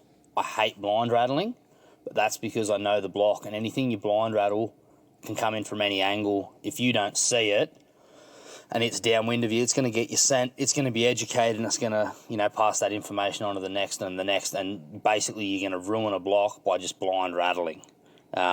Whereas if you're, I hate to say it, but if you're hunting a public land or somewhere that you're never going to go again and it's just a one-off, go your hardest. It does work. I've done it a couple of places I hunt there, and it works because it's the scrape's there, it's the right location, it's the right area, and the deer are not going to be too far from it. So yes, blind rattling can work, but it's not something I do on my own block. I'd rather see them first. So in regards to moving around when you rattle, yes, I'll probably rattle 3 to 4 different places in a walk or in a day's hunt. Again, depending on the location, I'm normally trying to find the deer, get above them early in the morning, watch them come up, and then rattle to a deer that I can see. Also, rattling is better done earlier in the year or in the rut stage, like in that pre-rut sort of stage. Once they've got their girls, they're not going to leave them to come and fight, so you got to pick your battles. But yeah, definitely moving around, but don't just walk around and walk, rattle. It's not going to do anything. Have a location and set up in that location. And set up is key. You have to be in a very good location. Otherwise, when they're coming in, they will see you. Very good tips. There's also more to come. But I just wanted to, once again, reroute back to that dog and gun event, because there was a lot on the fallow rut in general, and some blocks have multiple scrapes on them, and they'll kind of say like they'll utilize many of the scrapes as well. So finding a position between the scrapes that are being in use, and if you can set up with the winds right, you're going to be in a good position to be able to ambush. So there's another little element to that. And by good location, what I mean is either have some dead ground in front of you or something like that where the deer can come and it has to turn or move around to come to you, or a pinch where the deer has to travel through a certain point to get to you. And then you want some foreground cover and some background cover, so it gives you something to draw behind when they're coming in. Obviously, if you're out on an open grassy paddock and you've got a deer coming in and it gets to 40 yards and you draw back, you're standing out like dog's balls, it's going to pick you, and it'll turn and run from there. So should you try and spot the deer and rattle it, or spot them and stalk in? This is a time-dependent question. So early in the rut, like in that pre-rut stage, if you can find a deer that's aggressive, he's rubbing a tree, he's croaking, he's showing off those signs, but he hasn't got girls, and you can get a scrape between him and you can put yourself in the right position with the wind and stuff like that and rattle. It's almost like pulling him on a string. Whereas if that same deer is doing all of those things aggressive, but he's got his harem of girls and he's, holding 5 or 10 does, he's not going to leave them to come and fight you. It's just not how they work. It's just not what they do. So early in the season, in that pre-ruddy stage, definitely the rattle is a great way, or a doe call, to bring him into you. But later in the stage, once they're actually matched up and rutted up and he's got the girls, yeah, he won't come. So mixture of like rattles and doe calls can work. What you're doing then is you're simulating that there's 2 bucks fighting over some girls that are there already. But I would rather do one or the other. If you're seeing the deer and you give a rattle and nothing's happening, give it 5 minutes and then mix it up and then do a couple of doe calls. Don't do both at the same time straight away. If you can, pick one or the other and try that, and then if it doesn't work, give it a bit of a breather and then try the other option. Sometimes you'll be surprised the doe call can be their undoing, and other times they have absolutely no interest in the doe call. They're not interested in looking for a fuck, but they'd rather fight, and you tap them rattles together and they come charging in and want to rip your head off. Yeah, and I mean, reds are very similar, right? Like, it's such a hard process to figure out which one to do. I mean, this last rut, I tried everything and it didn't seem like anything worked. But yeah, interesting how it works. Like, you think you know the psychology of these animals, and then all of a sudden it changes. But I think, like, just what Grant's saying, right? The mixture is what works. So with the fallow rubbing out and rutting in the same locations, some places yes, but from your thing there where you said you found a heap of rubs in February but you didn't see them during the rut, I would say that you've got an end of summer block where they're stripping out. So all those rubs you'd be seeing would be rubs without the scrapes affiliated, so they're just rubbing their velvet off. So you are in a great position to chase a big velvet buck. I would focus my hunting around that early Feb to mid-Feb mark. If you've got a lot of trees that are rubbed up, I'd say you've got bucks moving through your block or your patch of land you hunt that go from there to somewhere else to rut. So also, if you don't have a lot of girls on that block, they're not going to rut there. Find where the girls are and you'll find the bucks. Yeah, definitely. My block throughout the year, and this is for the reds, it holds a lot of girls and not a lot of boys. There is every once in a while the occasional boys getting around, but that's a lie. It has a good mixture, but it's got majority girls is what I'm getting at. And then so when it comes to the rut, I always know that the girls aren't going to move off, and so I'm in a good place. So if you can find the place, once again, that's got the girls, you're going to have a lot more success with having the boys there during the rut. So if I could start over from scratch and what I'd change with the bow hunting, I wouldn't change anything so far. Everything that's happened and I've done has taught me a lesson, or I've learnt from it. There's been a few shit things I've learned along the way and found them out the hard way, but if you were just kicking off, I would definitely recommend going and using services like Ian Summers, Brad Murphy, those type guys that will help you set your bow up, but also fast track your learning on how to shoot a bow and the correct form and things as such. That would have been something I could have really benefited from, because I've got years of bad habits that haunt me, but I'm getting there day by day. The other thing I would also recommend for new guys that are wanting to do the bow hunting, jump onto something like what the Cayuga Adventure guys are doing up in the Cape York on Strathburn. And with the Cayuga Adventures things, that runs over a week there, so I think you're up in camp for 6 or 7 days. They work on everything from your shot placement, the way you shoot a bow, to actually going out and doing the hunting.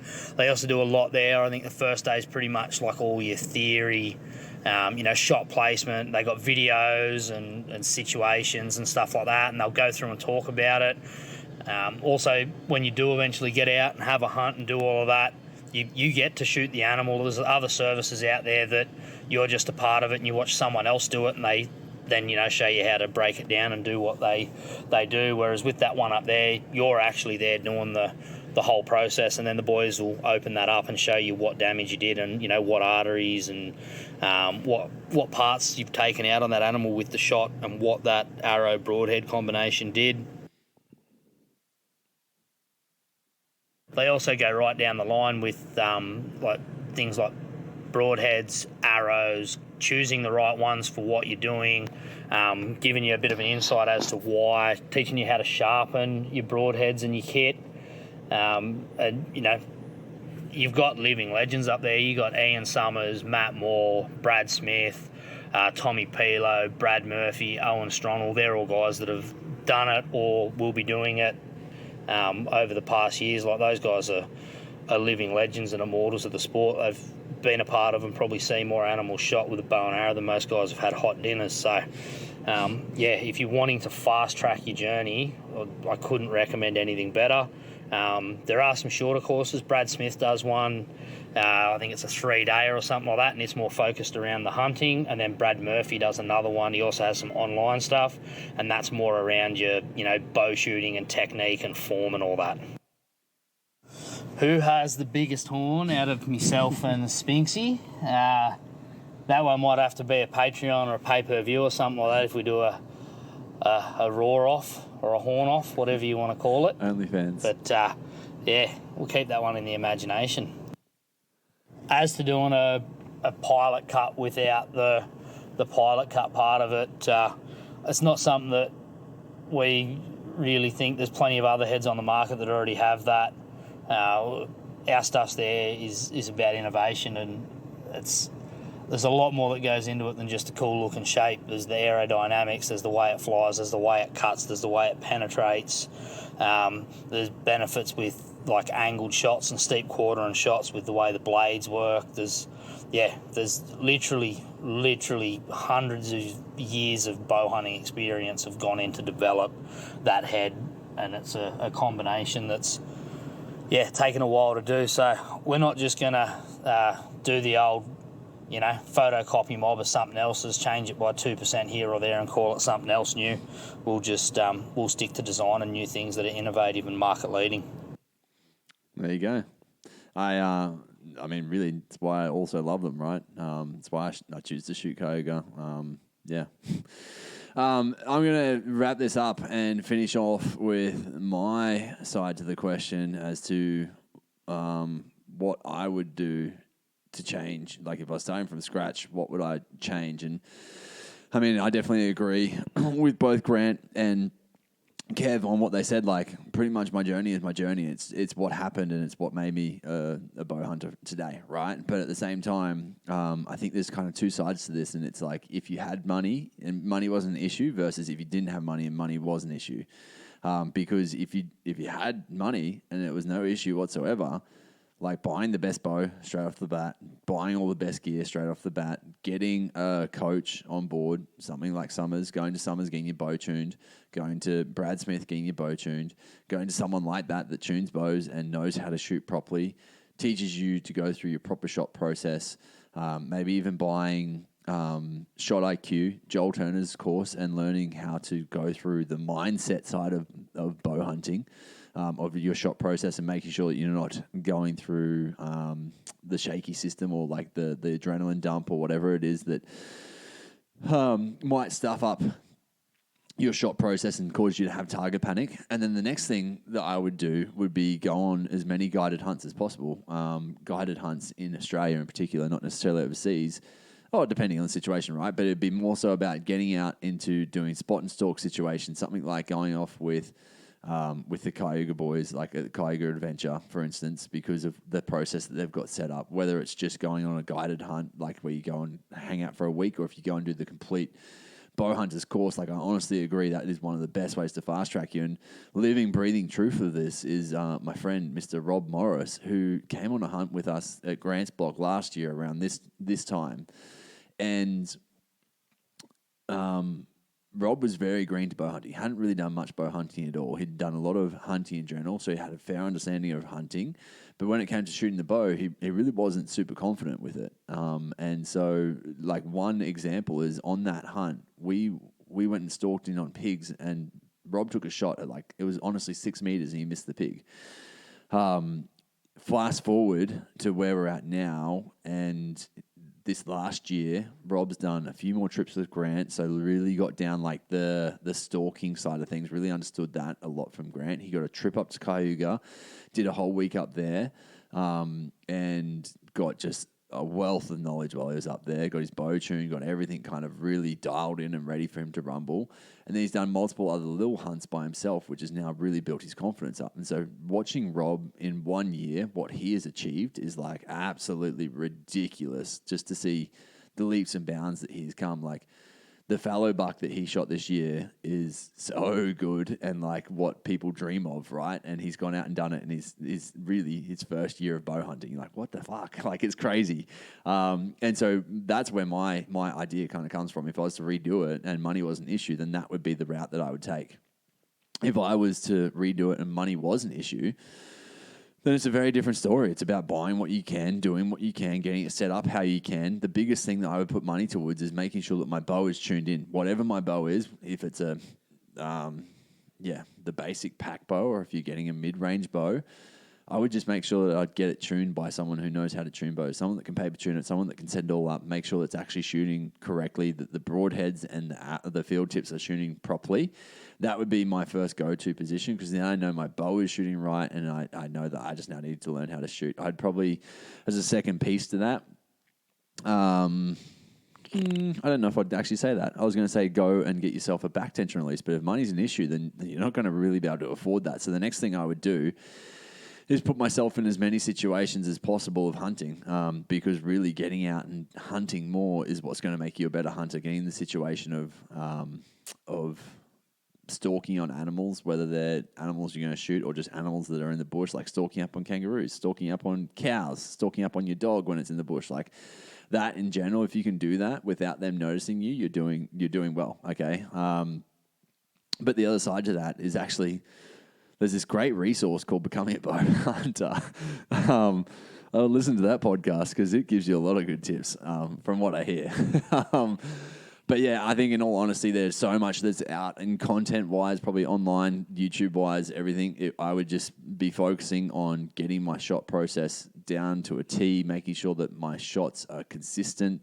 I would practice doing movement and then taking a shot, so you're getting somewhat a stress response when you're then shooting, so you're seeing what you act like or how you respond when you've got a heavy heart rate, or when you've got you're kind of out of breath. I would practice that in general, and I think that's going to make you a better bow hunter, potentially a faster bow hunter. But I honestly think going after smaller game as a first piece, that's a great play. Like, if you can go and hunt rabbits, like, go and do that. What time are we at? it's been a long podcast already. I'm going to say it anyway because I saw some really shit news in the sense of there was a dog that was shot over in Western Australia with a bow and arrow. It was just in the news recently, like it was on a news article today, and it's really disappointing because the biggest thing for me is that I know it's not bow hunters who are going out and doing this shit. It's literally some kid who's got a bow because there's no restraints on getting a bow, which is great, right? That's what got me into bow hunting. But at the same time, there is an issue now where we're all getting pinned under the same situation of whoever this dickhead is who's gone out and shot this dog, and the dog has now died, and this family's now blown up about it as completely understandable. But the whole situation falls back on us, and it's hard because not every car crash falls back onto every single car driver, but every single dickhead that goes out and picks up a bow and does something stupid with it, and it gets out into the public eye, that looks incredibly bad on all of us. Unfortunately, it's just the way that it plays out, which is really shit.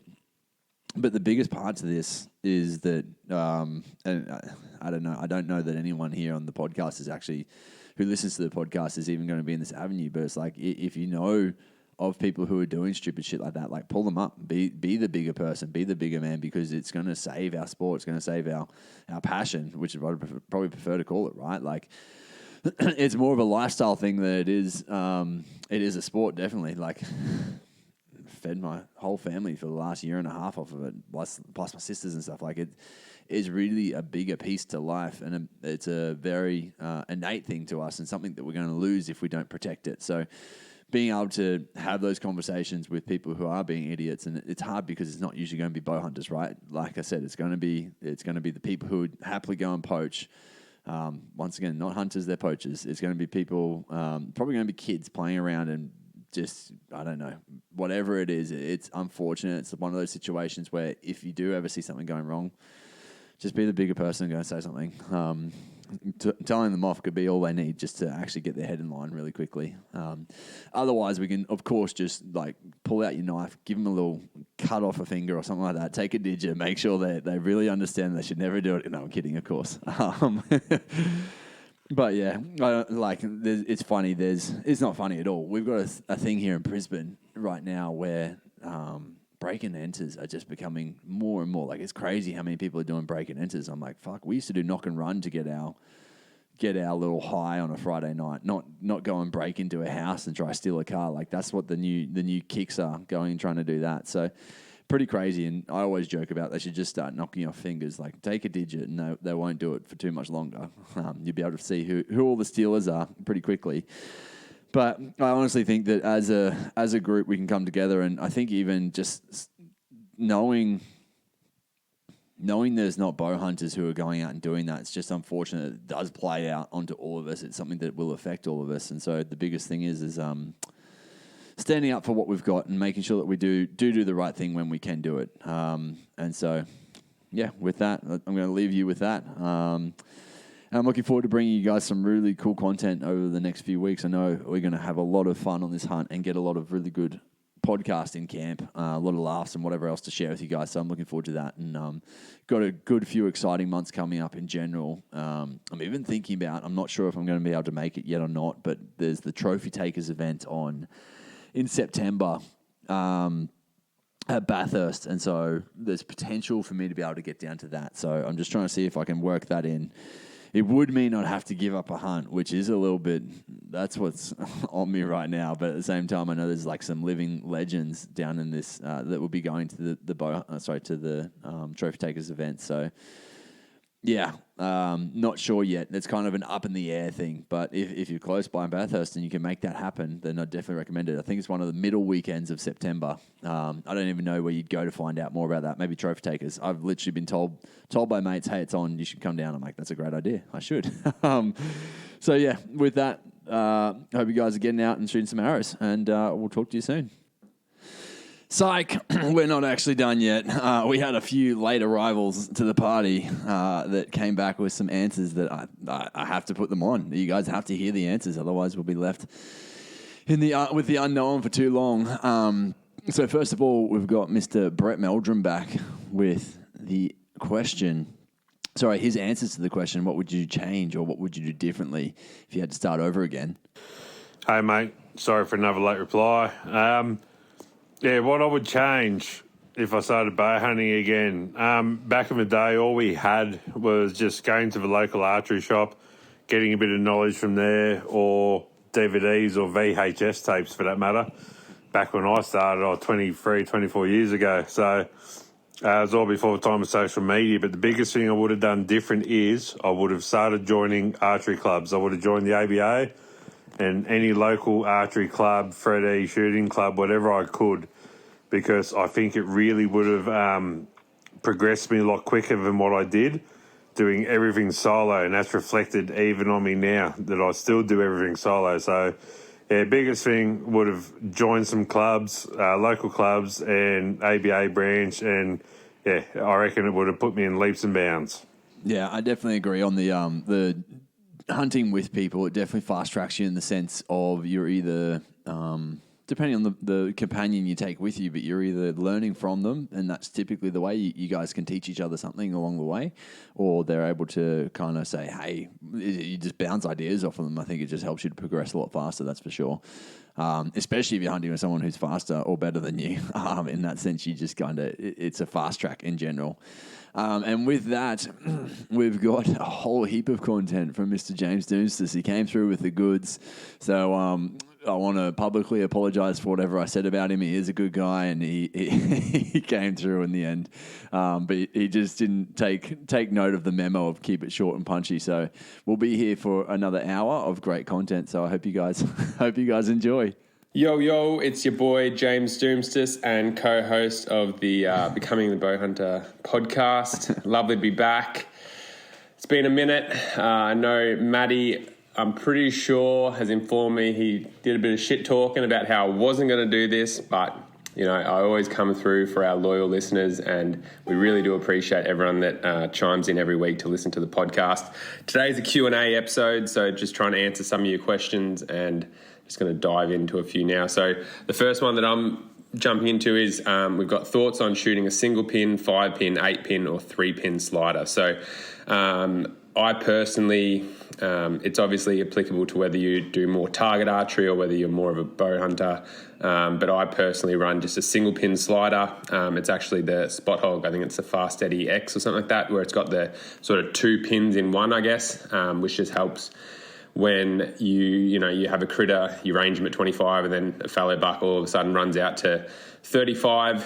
For me, it's roughly a 10 metre different distance.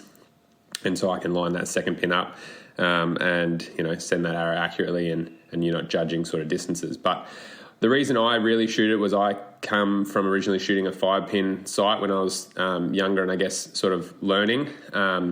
For me, it just sort of a couple of reasons. So it clouds the sight picture. Personally, I find it really hard now, like shooting a mate's bow at target and stuff. A lot of my mates actually now just use single pin sliders, or they might use a 3-pin or 2-pin with a slider. But yeah, it's mainly just getting that sight picture, just opening yourself up. Like, you don't need the distraction of having 5 pins there. Target, yeah, sure thing. If you've got all the time in the world and, you can well, I don't think they can actually range, but yeah, you've got your sights perfectly dialed in. But even with that slider nowadays, like once you get the sight tape organised and fitted for your bow, you can set it to exactly 42 yards or 60 yards or whatnot. So for me, yeah, it's pretty much just that sight picture. And I walk around nowadays with my bow just set on 25 metres, which I find, if I'm shooting something at 15, I'm shooting, 2 inches lower or 3 inches lower.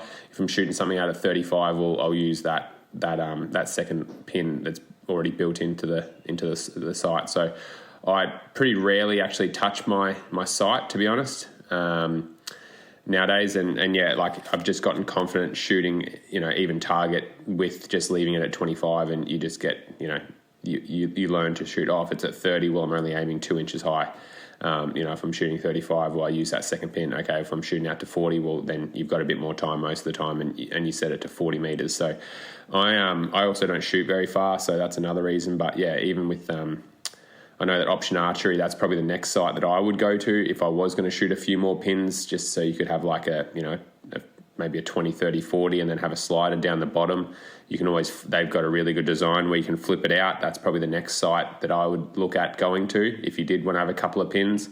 But yeah, personally, just that single pin for me, it's all about sight picture and I'm not really shooting too far.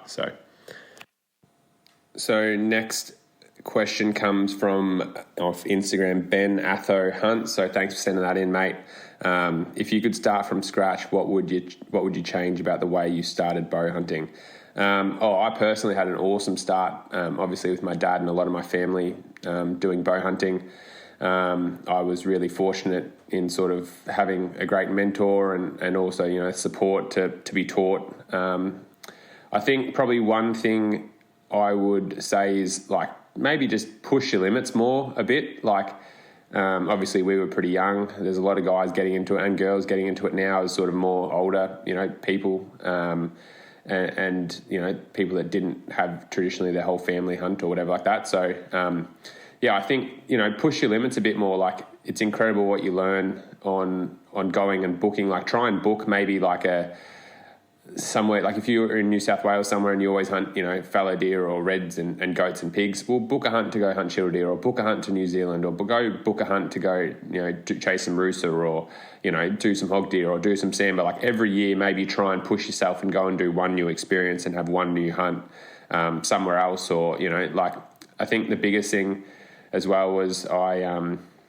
answer this a bit more in a following question, but like try and surround yourself with really good people and don't be afraid of, one of the benefits of social media is platforms like this, but also, reaching out to fellow hunters and asking plenty of questions and like you're not alone in this.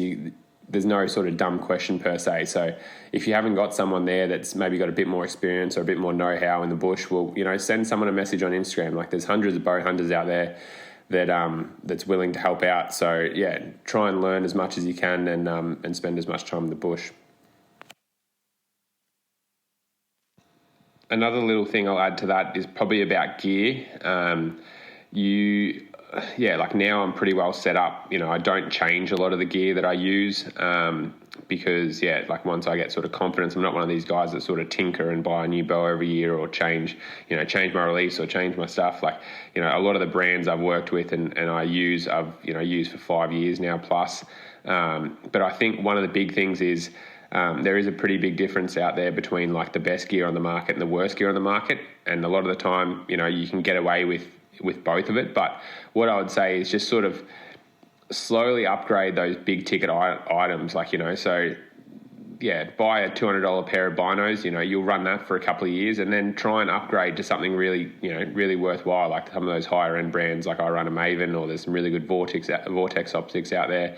Swaros, even Zeiss, like they're all great binos, and that's just an example of one category. But yeah, try and like, when you're getting into it, it is a massive financial burden as well.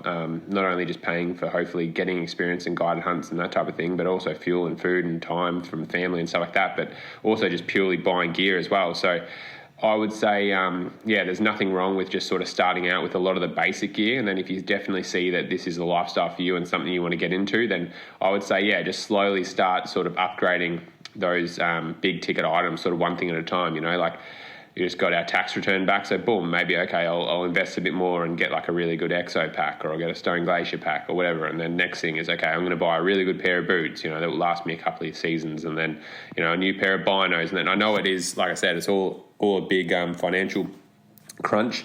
But yeah, it's a lot of these stuff are things that, hopefully you'll get 3, 4, 5 years out of. And that's even coming from a guy that, usually I'm probably a bit quieter this year hunting just with flat out with work and stuff. But, that's coming from somewhere that last year probably spent 5 months in the bush. So you do get a fair while and wear and tear out of a lot of your gear if you look after it. So yeah, upgrading those slowly and eventually just working on getting the best gear. But like I said, there's certainly nothing worse than you can definitely get out there with some pretty budget gear and have a bloody good time and get some really good results. Next question comes in from Scotty Dawson 93. So thanks, mate, for sending that in. We really appreciate it. We'd love to know aiming points, etc., on deer to prevent jumping the string. So there's nowhere really that you can aim to prevent, I guess, jumping the string. You can sort of, I guess if they're going to, so the biggest thing with preventing jumping the string is obviously all in your approach in terms of, if there's a deer looking at you, well, it's going to jump the string. It doesn't matter where you aim. But I guess generally speaking, with chittle deer, so if I've got something personally that's hyper alert looking at me and whatnot, I pretty well most of the time won't shoot because I know they're going to jump the string.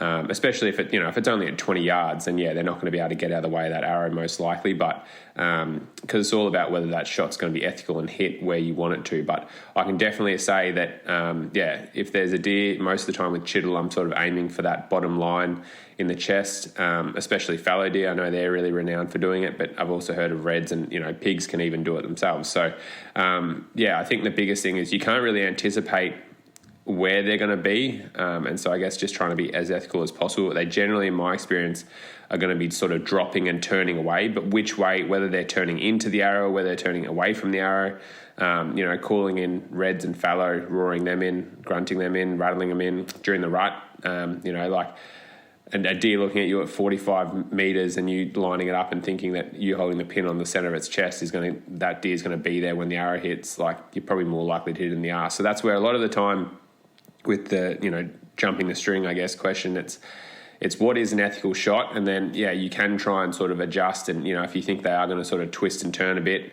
and you're close enough, I would probably, my answer would, I guess, say and drop aim maybe an inch or two lower, but generally I guess the point that I'm at now, I'm not that sort of desperate to kill something, and that's coming off probably making some dumb mistakes while I was learning, so there's nothing worse than hitting an animal and not finding it, that happens to everyone, but generally speaking, I just say that aim a few inches lower and pick your shots. So next question comes in from Jay Peachy. So thanks for sending that in, mate. Do you have 3 points of contact on your anchor point? What do you use? So I'm shooting a hinge, a Scott Accent, I believe it's called. Ascent, sorry, Jesus. That's a hinge release. So I'm just trying to think now. So I draw back, anchor, and rather than like a lot of index fingers where your hand's sort of perpendicular, I guess, with like if you look at your head's going up and down, most index fingers, their hand's going to be sort of tucked in there and almost be perpendicular to like the top of their palm's going to be facing up, whereas my top of my palm is actually touching like the side of my face, like a thumb or a hinge. So that's my first point of contact. I guess the next point of contact for me is my nose. So I only shoot 2 points of contact. I find that having it on my nose does really help with just lining, because I can sort of, if I've underdrawn or overdrawn or anchored in the incorrect spot, it does change whether it's like off to the side of my nose slightly. And so I do find having that second point really helpful. I know my old man, he even shoots like a button or a kisser that he puts like into the corner of his mouth. I certainly don't think that's necessary, but it's an extra point of insurance just to make sure that everything is lined up. So I would definitely say 2 points of contact, having that, and that comes back to what bow you pick, I'm pretty sure, and axle to axle length, so that you can get that string angle to touch the point of your nose. But it certainly does help as like a second reference point, because it doesn't take much to be not enough pressure, too much pressure, anchoring a bit further, a bit forward, back, and it's going to throw you out a long way after you release that arrow. So definitely an extra point of contact other than just that under your jaw or back of your head or wherever it is definitely worthwhile. So my next question is, what is your shot sequence and how do you build out your own shot sequence? So I guess for me, first thing for me it comes back to is my correct, I guess, hand placement in my rest. So I generally, like, when I'm walking around, I've got my hand fisted or gripped around my, around the handle of my bow. But when I actually go to shoot, the last thing I do is I sort of put my thumb and my index fingers and the rest of my fingers into sort of almost like a V, and I'm pitting that, like the sort of, if you looked at my thumb as like a chicken drumstick, where the drumstick bit, it's sort of sitting just in the hollow there, like that's where all the pressure sits. So like I don't actually hold, like I'm not gripping the bow as such. It's sort of just the pressure from the string coming back holds it in that V. So the first thing I do with my shot sequence is set that up, and you can't walk around like that. So it's only like it's something that you do just before you shoot, which only takes a 0.1 of a second. So set that up for correctly holding the bow. Draw back. I find my anchor point and do like a little wiggle into my chin or the back of my jaw, I guess. So that's like my second anchor point. The third thing I mentioned before was about getting that string to touch the tip of my nose. So I do that next, and then look down the sights, and then I sort of with working with I guess Brad Murphy and other people. So I shoot a hinge because I had really bad. I had a pretty bad, nasty shot sequence and was always punching the trigger and whatnot with index, and that's why I always hunt with the hinge now. But I pretty much aim where I'm aiming for, and then when I'm happy that it's slowly sort of drifting across the target in that area, or in the rough area, then I'll start pulling through my hinge, and it sort of just randomly goes off. Because I've been shooting a hinge now for I think this is my 4th year, maybe 5th year. I do have a pretty rough idea of when it's going to snap off. So if I'm halfway through my shot sequence, obviously because it takes a bit longer than an index, where you can just slap it down and it goes off. But if I'm halfway through and that buck or fox or whatever moves, then I know that I can like cock it back and restart the sequence when the shot presents itself. So I mean, I've certainly cranked it down and got it to go off pretty quick. But generally speaking, that's when a critter is at 5 meters and walking towards me, quartering on, or you're 10 meters away and it's pretty close. But most of the time, it probably does take me maybe a second and a half to get like let off. Do I think that's ever cost me a critter? No. I know a lot of other guys that shoot index out there would probably just disagree and argue with me on it, but I can personally say with my experience, shooting an index cost me a lot more critters than shooting a hinge ever has. So, it's one of these things that just depends on who you are and what you feel comfortable with. But I've shot a hinge now for a fair few years and, certainly love using it. So I'd probably say shoot it till I stop bow hunting, but, certainly love it. And that's pretty much my shot sequence in a whole.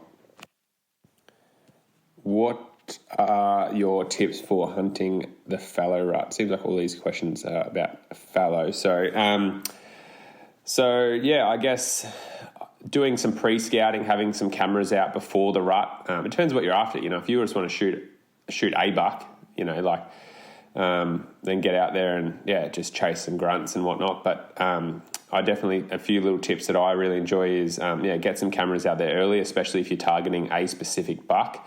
Early on, depends where you are in Australia or the world, I guess, but I'll just talk about Australia for now. But earlier on, like sort of that end of March period, they're certainly cruising around, checking a lot of scrapes. So gives you a pretty good idea of what bucks are in the area. Another good tip and suggestion is, generally speaking, as the rut sort of builds up, I like to be out there before light, and sometimes it might be an hour and a half, especially if I'm targeting a certain buck or whatnot, or the deer density is really low in the area that I'm hunting. Being out there earlier and even staying out there later, like sometimes pack your dinner. I know you're absolutely fucked. Put in a massive day on the mountain, you've flogged yourself, haven't found anything. Sometimes just sitting there for an hour or so after dark and working out that a buck's croaking, especially if the density is really low.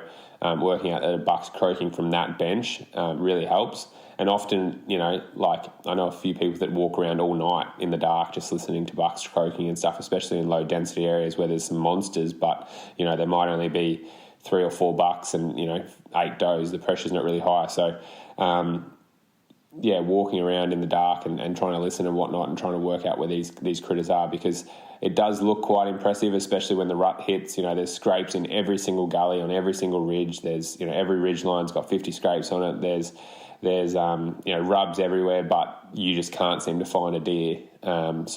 Sometimes just sitting there, being quiet and listening, especially, early morning or even after dark can pay dividends in the long run. But, it depends. Like I said, if you just want to shoot a buck, rattling is, and we'll get into that shortly, but rattling is a really good tip. You've just got to, set up and be ready. If you're sort of targeting a buck, I guess, being patient and picking your time, make sure the wind's right, account for the thermals, just playing that cat and mouse game. I guess one of the biggest things and my biggest advice with hunting fallow is don't look at the buck when you're stalking in, look at the does. So they're the ones that are going to fuck you every time, because you're sitting there looking at this, massive buck that you've been chasing all rut, and you've had so many experiences on him, and every time you get done by the does, and I guarantee you're probably going to get done by the does again. So they're the ones that are super cautious. They're looking around, especially because he's only looking at one doe, but there's probably 10 does there, if you're on a good block. There's a couple of satellites, and all it takes is for you to push one of those does or, bust that spiker or whatever, or that smaller satellite buck, and there's your experience gone. And every time your best chance at shooting whatever it is, a red, a fallow, an elk for me shortly, your best chance at shooting that big mature deer is the first time you get a chance at them. Generally speaking, it gets harder and harder and harder. And that's the same with the rut. Like, once you start putting scent on the ground, traveling the caves, which is sometimes what you got to do if you've got a big property and a lot of access, and that's fine. But if you've only got 1,000 or 2,000 acres there and you're walking that every day for a week, I can promise you those deer are going to move off that place, and they're also going to just, if they're not going to leave, some of them will still be there, but they'll just really shut down. So something just to consider. But yeah, there's a million different tactics for hunting fallow, so hopefully you got something out of that. Next question is, during the rut, what is the best approach to rattling in deer? Should you sit off a scrape and blind rattle them in? So rattling is a really useful tool, especially like I said earlier, if you just want to shoot a buck, fantastic tool. You don't know what is going to come walking in. Sometimes it's going to be that buck of your lifetime that you've been trying to shoot for the last 2 weeks, and you do a rattle and he just comes running in. Generally speaking, the best time for me for rattling is when I said earlier that those bucks are cruising around checking a heap of scrapes. So before they actually start getting does, that will depend on date, for you. So that might be the end of March for some people in New South Wales, where the densities are really high, and sort of southeast South Australia, whereas, Melbourne, Tasmania, even up in southeast Queensland and whatnot, that might be, mid-April or like sort of early April for the early part of the rut. So when those bucks, before they start really getting into full swing, I find that's the best time to croak, and I find that's your best chance of shooting a big one, because those bucks are running around, checking. So generally I go, and I might do 15 seconds of really hard rattling. Then I'll stop and probably give it a 2 or 3 minute break, rattle again for maybe 15, 20 seconds, and break, because you don't want them to sort of pin down exactly where you are. They're going to come, and this comes back to what I probably should have said earlier, is the biggest thing with rattling is setup. So you want to find somewhere, if you're coming up to the head of a gully, you're probably thinking that they're going to be coming from the head of the gully. So, you want to situated. The first thing they're going to do is run to that scrape and check that scrape. So that's a really good point, that it gives you a good opportunity for drawing and also knowing where they're going to step into, especially in really thick bush. Another point is, think about what the thermals are doing or what the wind's doing at that time of day. Obviously, if it's mid-morning, you want to be set up higher than them, so the thermals are sucking up, because you don't know where they're coming from. So you're trying to set up for where you think they're most likely coming from, but also trying to set up to cover yourself for wind and shooting lanes for where, any deer could come from, really. You want to have an opportunity at any deer that comes in, so you're trying to maximise that opportunity. I guess the big thing is then also thinking, where, like I said, the scrapes are perfect, shooting get a shooting lane to the scrape, but also try and have shooting lanes for good main game trails coming in, because that's probably what they're going to do. They're going to use the point of least resistance or path of least resistance. They don't exactly want to come bush bashing in. And I guess the third thing is be very, don't be in the moment and be present. Don't be sitting there on your phone checking your bloody Tinder account or checking fucking your Instagram, OnlyFans, whatever you do. Sit there and be looking at the scrape, looking around, head slowly on a swivel. I'm not saying swing your head around like you think someone's going to jump out of the bushes and cut your head off. I'm saying slow movements, because those bucks are looking. So they're going to be walking in, especially if it's a smaller buck, they're going to be walking in going, where's this fight? What's happening? Is it a bigger buck? Is there a doe around that I can steal without any conflict? So sometimes they walk in real cautious. Sometimes they come absolutely flying in, right? So you got to be ready for both. Have an arrow on the string. Don't be sitting on your ass. Don't be thinking that you're going to have all this time in the world, because most of the time, in my experience, it's nothing, boom. Okay, I can probably have a shot here in 10 seconds, so, well, not even 3 seconds. So you need to be ready and be able to pretty much have your bow. Like, most of the time I try and be standing. I like being personally in dead fallen trees, because I find that they, like I've discussed earlier, they look at that as one big entity, and they're not generally looking in the fallen timber to sort of for danger and or a fallow deer. But I find it gives up good cover and breaks out your outline, and generally offers some really good shooting lanes. So that's something for me. The other thing is just, standing upright vertically in front of a tree. It obviously presents less cover, but, slow movements and generally you get a really good result. So during the rut, you can rattle as well, and you'll have really good success. Generally, if you push a buck off a scrape, you might be able to like rattle him back and him think that, something's going on. You might be able to get him back. But once they get those girls, sometimes if you get them all really fired up and, it might work. But generally speaking, they've sort of got the girls. So, that basic thinking, like, if I've got the girls, why am I going to go fight? I've already won, really. After the rut, it can work as well. But generally, we're talking now like getting into the sort of late April, early May, when the bucks are sort of still cruising, looking for girls, but they're not in that full rut mode. I have had a bit of success just sort of really lightly touching on the rattles, because you get bucks that are just starting to bachelor up and whatnot, especially the big boys. They might just come cruising in slowly, but any time in the, I guess, like I said, when I was rattling even earlier on the rut, any time that I rattle, I generally sit there, for maybe 5 or 8, even 10 minutes after, and just sort of see, because I've had just as many bucks come sprinting in as I have had, slowly waltzing in. As you've pulled your arrow off your string, you put your bow down, you reach up, you grab your backpack, you put your arrows away, put your bow in your backpack, and then you stand up and you go to walk away and you look back, and here's the buck that you're hoping to shoot standing at fucking 20 on the scrape looking at you.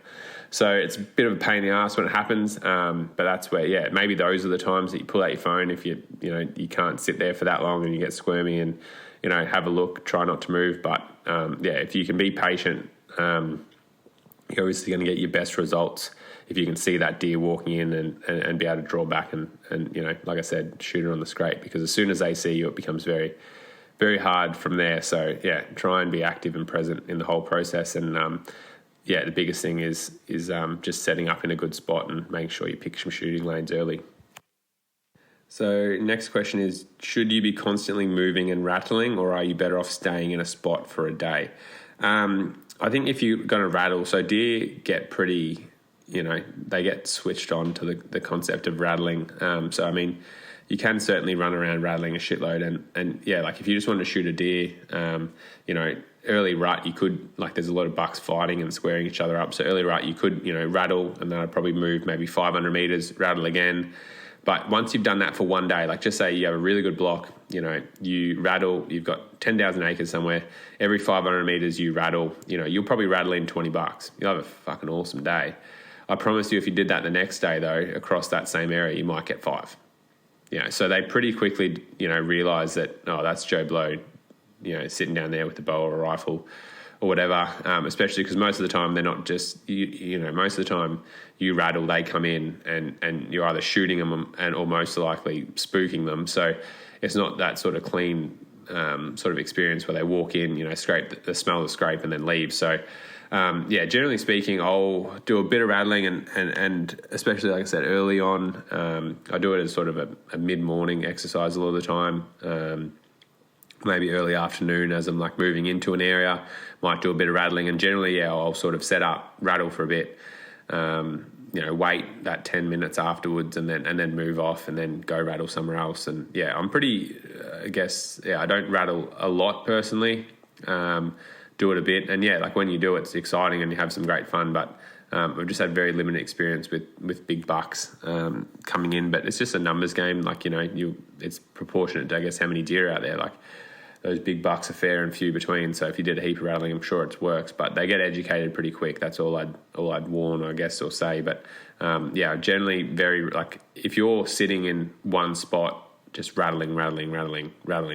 Like that's not really what sort of how it works. Like you got to think you're trying to replicate what it's like out there in the bush. So how often have you ever heard? Like most people probably haven't even heard Fallow or seen Fallow fight, but yeah, it's normally they're not just standing in one gully fighting for 10 hours. So you're trying to, draw those bucks in. So certainly just, rattle, move. Next question is, should you try spot deer, then rattle them in, or are you better off trying to stalk without rattling? So it depends on the type of hunter you are. Like, if I saw, in terms of a deer, I don't think, you can rattle in does. So just so, you've seen the big buck you want up on the hill, I'm going to doe call like bloody 1,000 times more likely I'm going to rattle at him. So it just depends. But, rattling for me is more of it's not filling in time. Like it's a really good strategy when it's done right. But it's seeing what bucks are in the area, and it is filling in time a little bit, I guess, where you're sort of walking in or walking out of an area, or if there's a really hot scrape, you might rattle and get some bucks in. But sorry, I generally wouldn't like. Sometimes, sure, if there's like a big buck scrape that that he's like, that's his main scrape every morning in arvo, and they just move off to bed. So generally, like the main bucks, once the rut sort of really kicks off, will be sort of set up on a few permanent scrapes. And if you don't push them off there, they'll pretty much travel to and from that most days. And they'll go somewhere to bed with the does during the middle of the day, and then come back, feed around and do stuff around there. So, I mean, you can get in there early and try and rattle or rattle him back after a morning. But generally, once they've left off there, you can, if you slip in there pretty quickly after a morning and try and rattle, you might bring him back. And, I've heard of people having success with that. Equally, if you get in there early afternoon before you think he's about to rock up and do some rattling, you can draw him off the does and get him in there. But I mean, if I've seen a buck, and especially if it's one that I want to shoot, I'll generally personally stalk them or call them with a doe call. I think I'll have a lot more success with that. But I know certainly a lot of people have just, touched on the rattles and got them to come sprinting down the hill. So I think it just depends on what sort of mood the buck in and what you think you're most likely going to have success in. If you're not that great of a caller, I mean, this is a hind call. Ming. Oh. This is a doe call, sorry. Ming, ming, ming. And so it's not hard. I say ming or me, or, after Bulgaria, there's a lot of people that will tell you how to do it, but listening to 200 does chirp in front of me, it's like there's as much dialects in fallow as there is in, our languages. So, I wouldn't stress too much what you sound like. There's obviously a pretty common theme about what they sound like, but near enough is good enough, especially if they're in the mood. So I would be more likely to try and call them in than rattle them in or whatever. So it depends, like I said, what you think is most likely gonna get you the results. But for me, it's going to be a stalk or a call, doe calling rather than rattling. Another question is, should you mix hind or doe calling into the mix? So I've certainly sat off scrapes, and I find it a bit more passive, I guess, because so biologically the does go to the bucks. So there's plenty of times where I've snuck in on scrapes and just found does sitting there pissing or walking around or whatever, smelling and seeing what bucks are there and what bucks are in the area and stuff. And sometimes they're sitting there doing little chirps and carrying on and stuff. So I am, or just waiting, bedded on that scrape, waiting for that buck to come back and service them. So I certainly have, I call it cold calling or sort of a bit more reserved calling, where, I've certainly set up on a scrape and just sort of given out a couple of ming, ming, ming, ming, just to try and sort of peak any bucks in the area, and had decent success. But you want to be in a pretty high traffic area for that to work, because your calls aren't getting out far. I reckon that maybe getting out 100, 150. So, it's not, whereas rattling, you might be able to send that rattle down the valley maybe 400, 500 meters. So, you haven't got the range with the doe calls, or the hind calls, but I reckon, it's definitely a tool that I'll use. And I commonly use it when I'm looking at an animal or trying to call something into me, but I've certainly done it before blind as well, or I might even do it as a bit more of a sort of reserved call